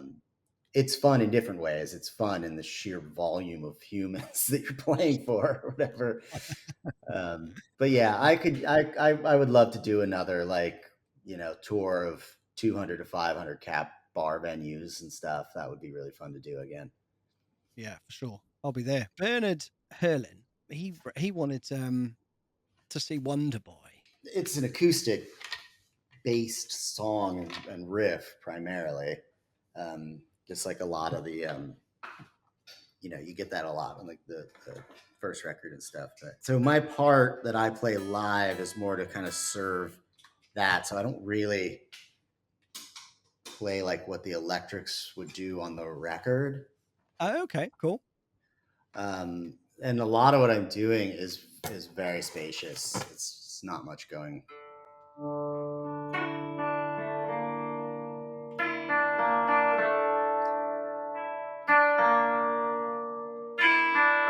It's a lot of just that with a little some effects on it and stuff. And then yeah, there's that thing. I can't remember exactly where they come. Oh yeah, see it. Oh yeah, so then it's a chugging descent.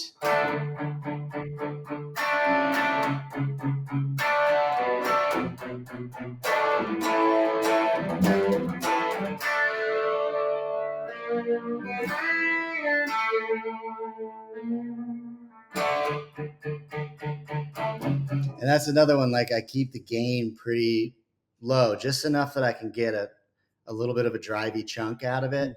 But Yeah. most of the time I'm not playing a chord. It's just a single note. And just enough to get that chug sound out of it so that it's acoustics in the forefront there. Yeah. That's awesome. And that's basically it for that one. Yeah. That's a brilliant one. I got a couple of questions about your guitars actually. They both got what's the material of your the fretboard there? This is maple. Okay. And then that's toasted maple. Oh, nice. Because I noticed you've got a thing for sort of what is that, olive drab green? I guess what would you call that? Yeah, olive drab. There's a lot of green going on in the Yeah. guitars. So yeah, for years, my daily driver in LA, because I'm a weirdo, was like a 1986. It's called an M1009, and it's like it was a Chevy Blazer that was purpose built for the armed forces, so it was camouflage. Oh, okay. And it was this big old diesel olive drab. I just like that was my thing. I just loved that. I've since gotten rid of it. I still have an olive drab Jeep, but it's different. It's newer. It's got air conditioning. The other one didn't. So then I had this guitar painted with the same. It's called like mil spec olive drab. So it's the one that the military used to paint that truck. Is used on this guitar. It's got it like color matched. Yeah.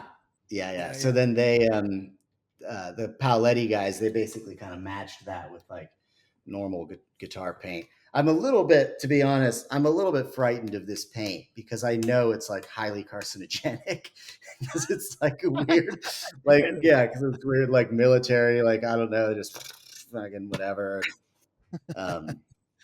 So I'm like always, like whatever. Yeah. Like, maybe I should have this paint taken off and have like healthier paint put on it. Yeah. The scariest relic ever. Yeah. Yeah. Right. Yeah. Wow. Now they look brilliant.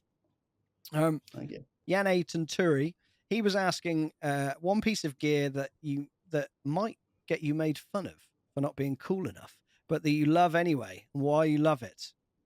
I mean, you can't get much cooler than the grunge pedal, can you?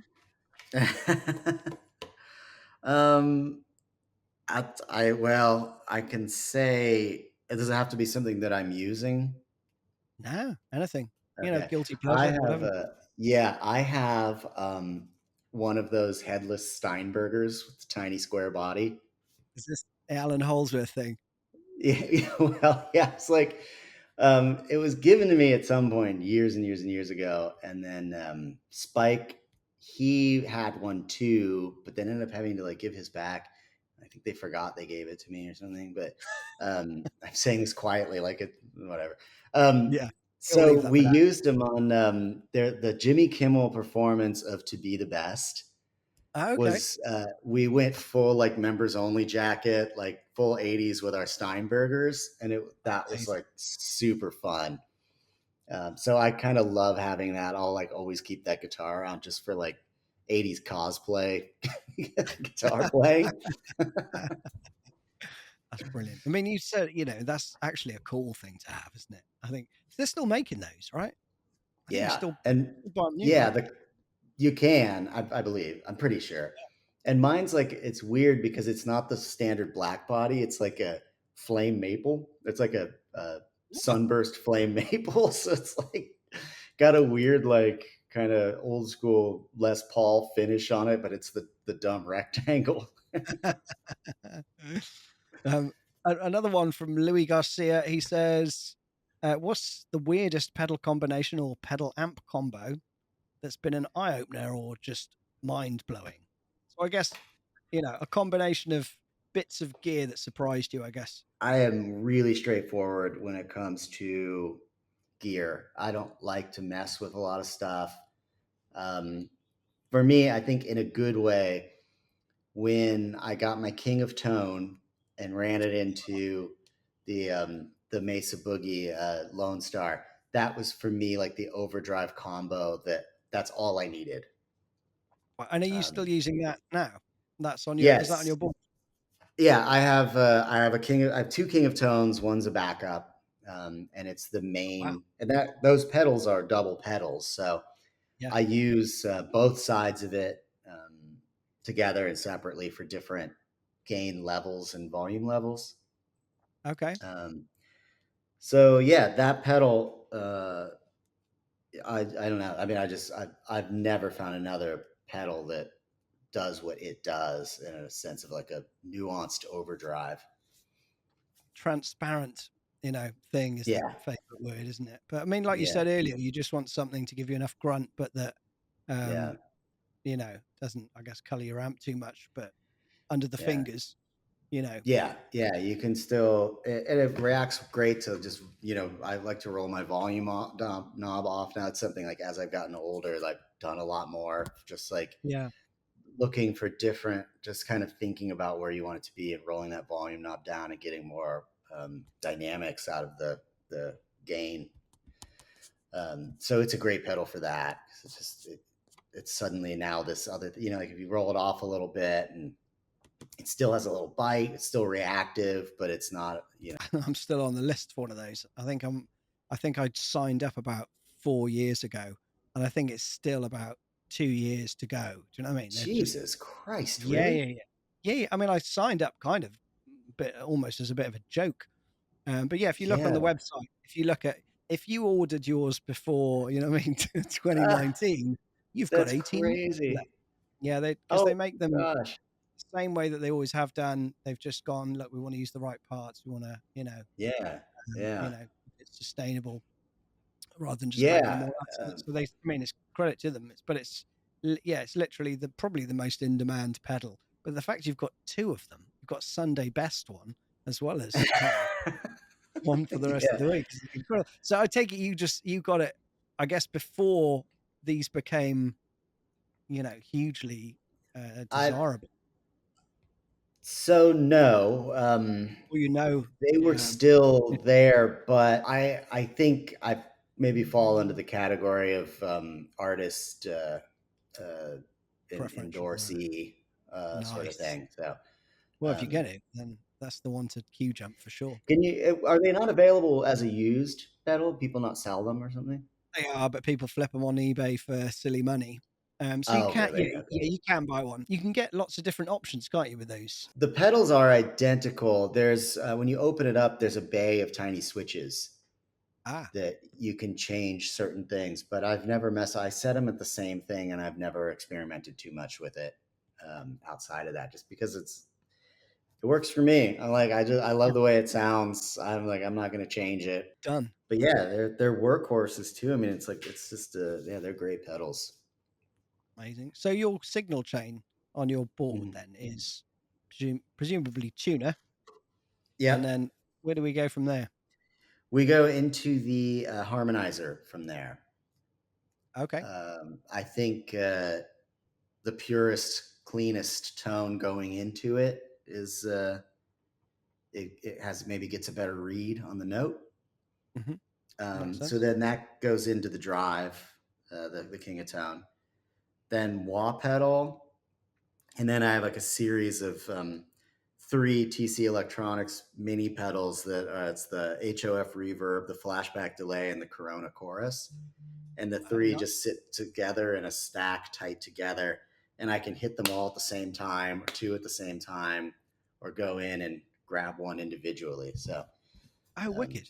So which bits of I know you use the flashback you're probably using at the end of the metal, right? That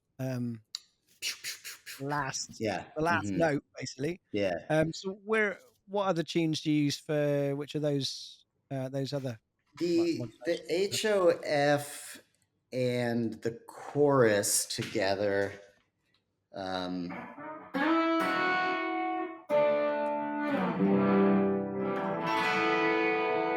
that's my live roadie sound, is the reverb in the chorus. And Oh, lush. Yeah. and then I leave the drive on and just use my volume knob to clean up for that live. And there's a couple other. Wonderboy would also be that. And then more and more, again, I keep that drive channel on and just roll that volume knob, so you still can get a little bit of top end bite on it. I just think I don't know, it sits better that way. It's just more reactive. The delay and reverb, definitely am using that now for the solo, like the end solo setting. It's on a few other things too. Like it's the tribute solo is like the full.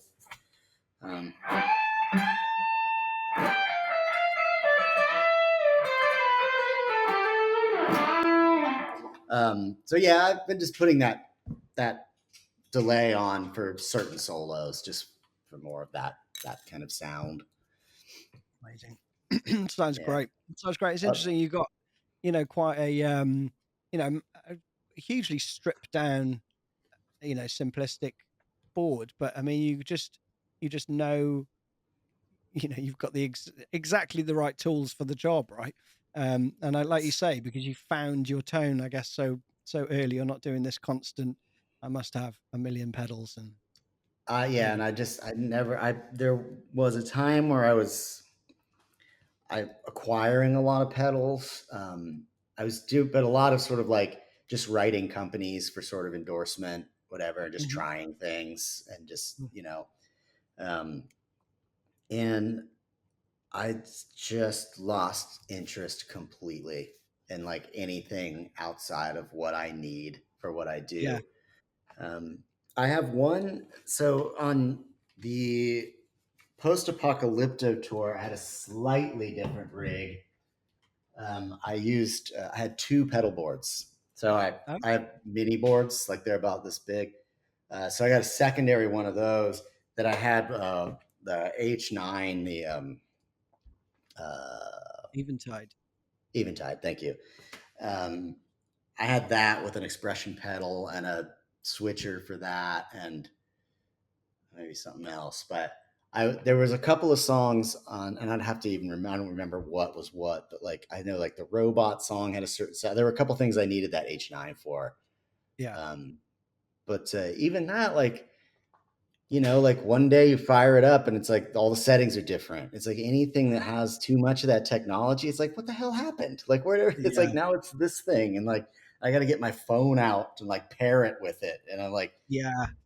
I don't want to do that. Like, I never want to do that. I mean, if I had a dedicated guitar tech who specifically was like knowledgeable about all of those things, maybe, but we don't tour enough to, like we have one guitar tech because that's all we need for four of us, because we keep things simple and just, do what we need to do. I've spoken to a few guitar techs, and some of them range from being, I will shave down the neck of your guitar, that's not right, to, Yeah. I'll just change strings, but I am here for you, man. Do you know what I mean? Like, Yeah. you want a shoulder Right. massage, or you want me to get, what I mean? So there's like Yeah. Right. there's a wide range of stuff, and I've been chatting to a few people to try and get them on as well, because I think that's another whole fascinating part of the business, really.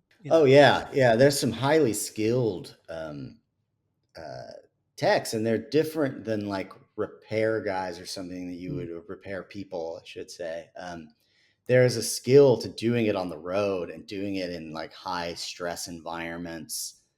And we've been fortunate to have a couple of great ones through the years. And primarily we've had Sean Cox, who is Foo Fighters guy for, over a decade or something. And, he's the other guy that'll like take an amp apart, like get Oh in and wow. like fix stuff, solder stuff, like Yeah. swap pickups, like troubleshoot, makes his own cables, um, and very knowledgeable, very awesome dude. Yeah, we have a new one now. This girl Dana, who's great. She's like super on top of things, like in terms of like making sure everything is set right, and like that's another like.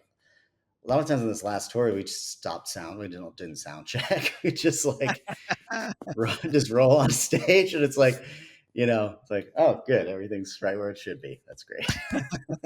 And then in that situation, that's all you want is just like make sure that I know what I'm getting. The monitors are all save file, so Oh, okay.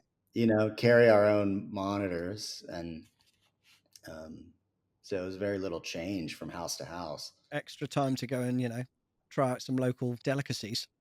Yeah, I guess so. um, so sorry, I think it was Louis Garcia. That wasn't his question, but anyway, Louis Garcia said I got the names wrong. It's Christopher Wade. Louis Garcia's question was actually, what gauge strings do you use and why? Tens. I played 11s for the longest time, and I switched to tens a few years ago just because I just got tired fighting it. I was playing 11s just because of some sort of weird pride thing or something. Like, Yeah, like, I yeah, don't know, like what I'm trying to prove. No one yeah, knows what yeah. I'm using, Though, John, that's the thing. Yeah. And It's just you. yeah. No, I felt weak. Yeah, right. Yeah. Well, that's it. Well, I suppose when you go from something like that to nines, you're like, oh, these are like nothing. Yeah, nines. Like I played nines when I was like in a shred phase and when I was younger, and I so those things like if you grab a chord too hard, it's like wonky. Yeah. What kind of pickups do you like best?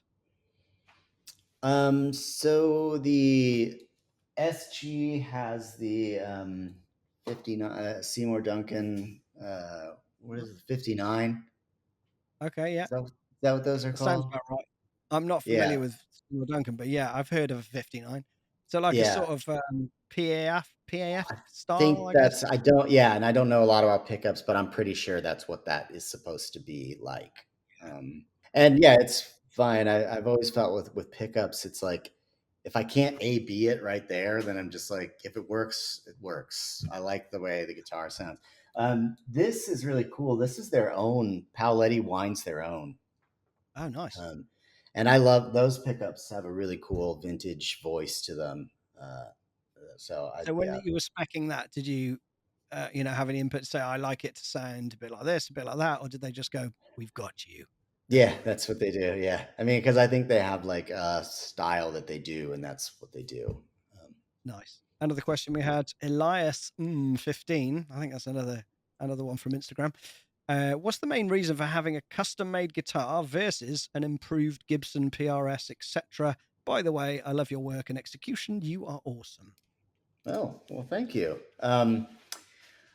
So because there's just very specific and subtle things that I wanted different with an SG. So SGs are weighted strange. They tend to be top heavy, and they also feel incredibly fragile with their thinness. And I know that's like part of what makes an SG, but I want a workhorse that I'm really not going to worry about too much. So I also did not want a set neck. I wanted a neck through. So Okay. that guitar is a neck through, Les Paul thickness, and I always loved Les Paul customs with maple boards because they were so unique. They were kind of the rare, weird Les Pauls that you see on occasion. But that's just I wanted that. And I didn't want to have to dig for that guitar Yeah. and then pay a lot of money for it too. I mean, it ultimately ended up saving money having that custom built from the ground up than finding some rare Gibson that I'd be afraid to take on the road. Yeah.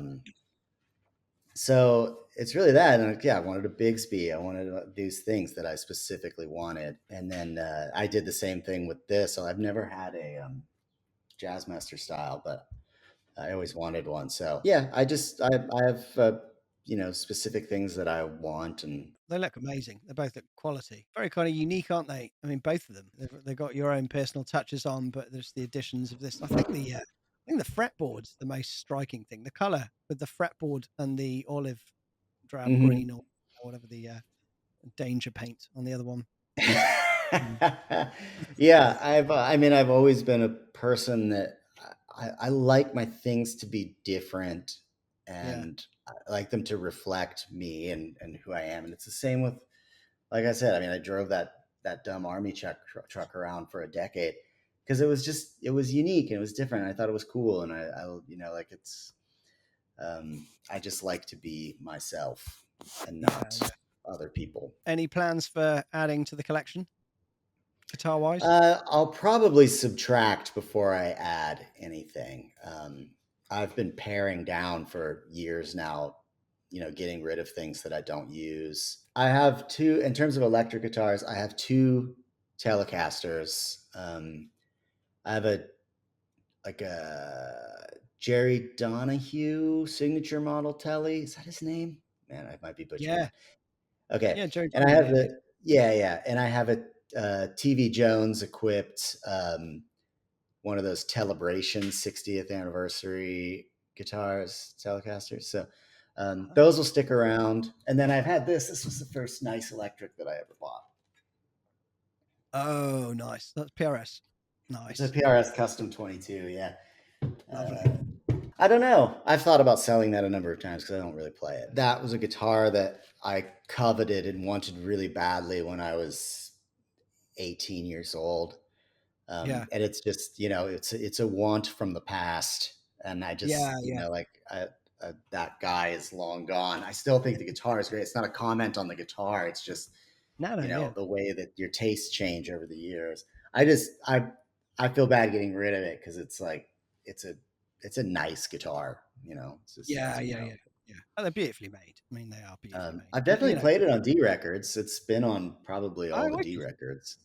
Oh, amazing. I actually bought an Ibanez gem, a floral gem when I Oh, was nice. young, right? And it, I was gutted because I was like, I still don't sound like Steve Vai. I still just sound like myself, rubbish. Yeah. They've got some like sort of Mockingbird style Hmm. guitars as well, right? Are they custom as well? Is Yeah. that the same luthier that did I the have SPs type? no. So I was endorsed by BC Rich for a number of years. When we started the Pick a Destiny tour, I reached out to them through whatever channel because I just had the idea that a natural wood mockingbird, which I always loved natural wood BC Riches from the late 70s, Yeah, yeah. not the 80s neon or whatever, but like there was a certain look that I loved.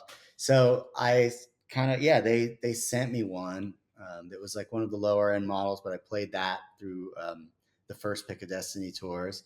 And then I circled back with them like kind of in between things. And they ended up making me one. So I have a custom built one too that's maple board, flame maple top. And it's pretty rad. And then I had they had these like exotic wood series ones. I don't remember if you remember those, but like there was a Koa one and a spalted maple one. Um, so I had those as well. Uh, and I had a few other ones too, and I got rid of those ones. And now the others are in storage as sort of part of my Tenacious D that phase or whatever, sort of keeping them for Yeah. that. I think I sold one of the ones that I stage played to a collector friend that I know, and I had it signed by Jack and Kyle and Oh, sold it to wicked. him.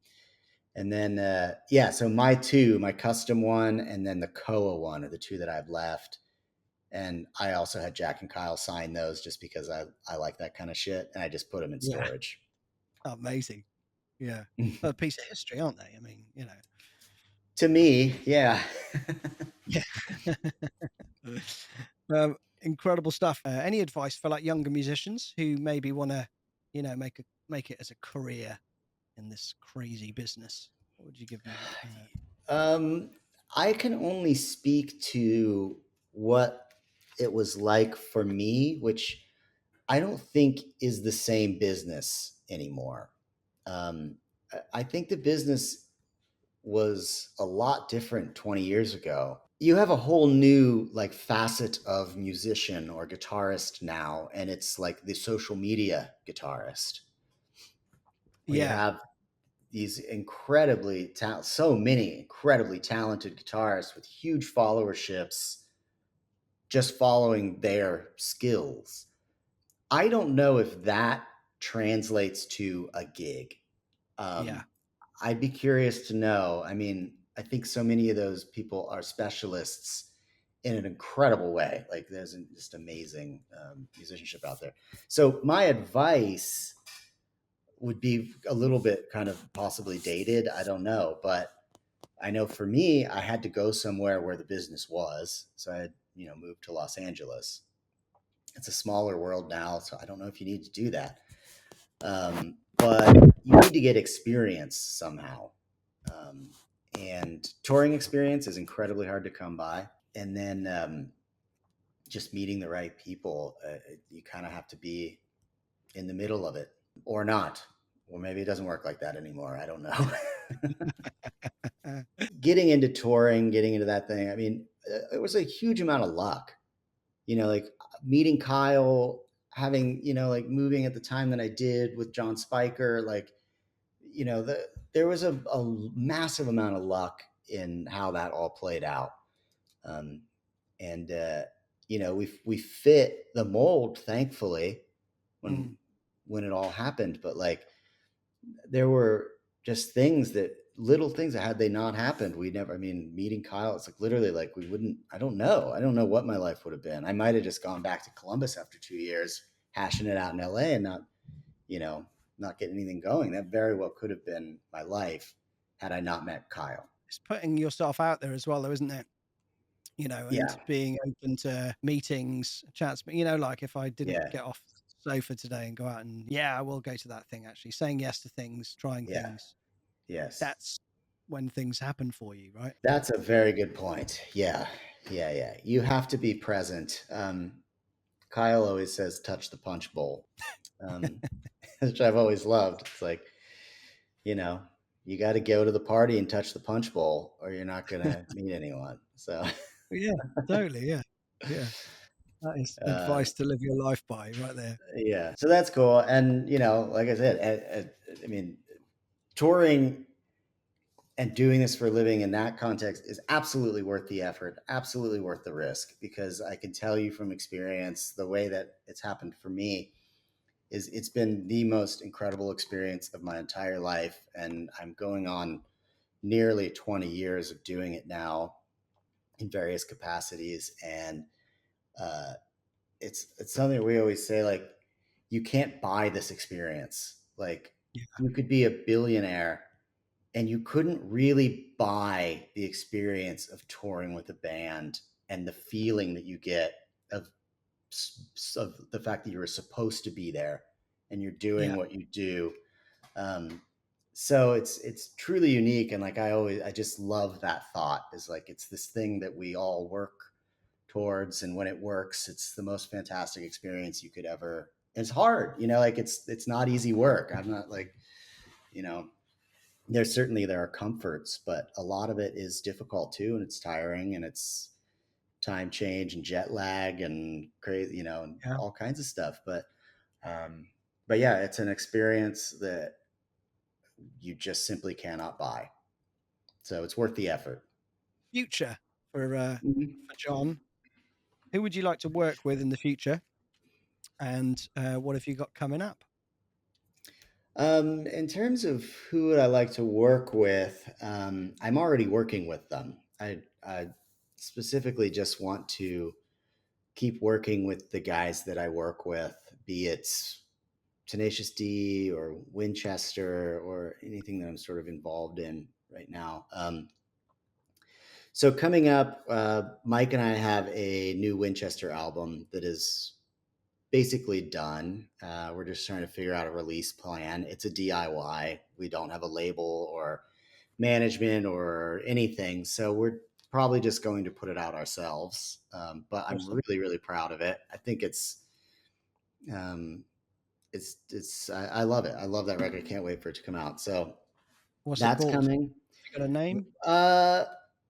I'm not sure what it's going to be called. I think the idea for a long time was Proud Bison, because we have a song called Proud Bison, and it's just one of those things that stuck with Mike and I for a number of years. So it's either going to be Proud Bison or something like that. But so that'll be this year, and then you know, a while, like years ago, Mike and I had like a classic rock, like heavy trio with Mike playing drums and singing, and I played guitar, and we had this dude Joaquin on bass. It was called Crusade. And then we made a record and we shelved it because at the time, like things with Winchester were starting to pick up a little bit. So we decided to just move our efforts into Winchester completely. So we did a Winchester album, then we did like the Tenacious D support tours and stuff like that. And we've just been listening to the Crusade stuff again. Like, why did we never put this out? So we're going to put that record out this year as well. Just kind of slide it out, like no big plans. But it's awesome. I think it's a great record. So got that coming. And beyond that, you know, I'm always, kind of on to the next thing. So Amazing. that's, that's where it's at right now. Sounds good. Well, we'll plug the old albums when they come out. So keep us posted. Cool. Yeah, definitely. John, thank you so much for your immense generosity with your time. I massively appreciate it. My pleasure. It's been an absolute honor and a pleasure chatting to you. So thank you very much. Thank you. Yeah, it's been fun. Cool, man. Take it easy. All right. You too. See ya.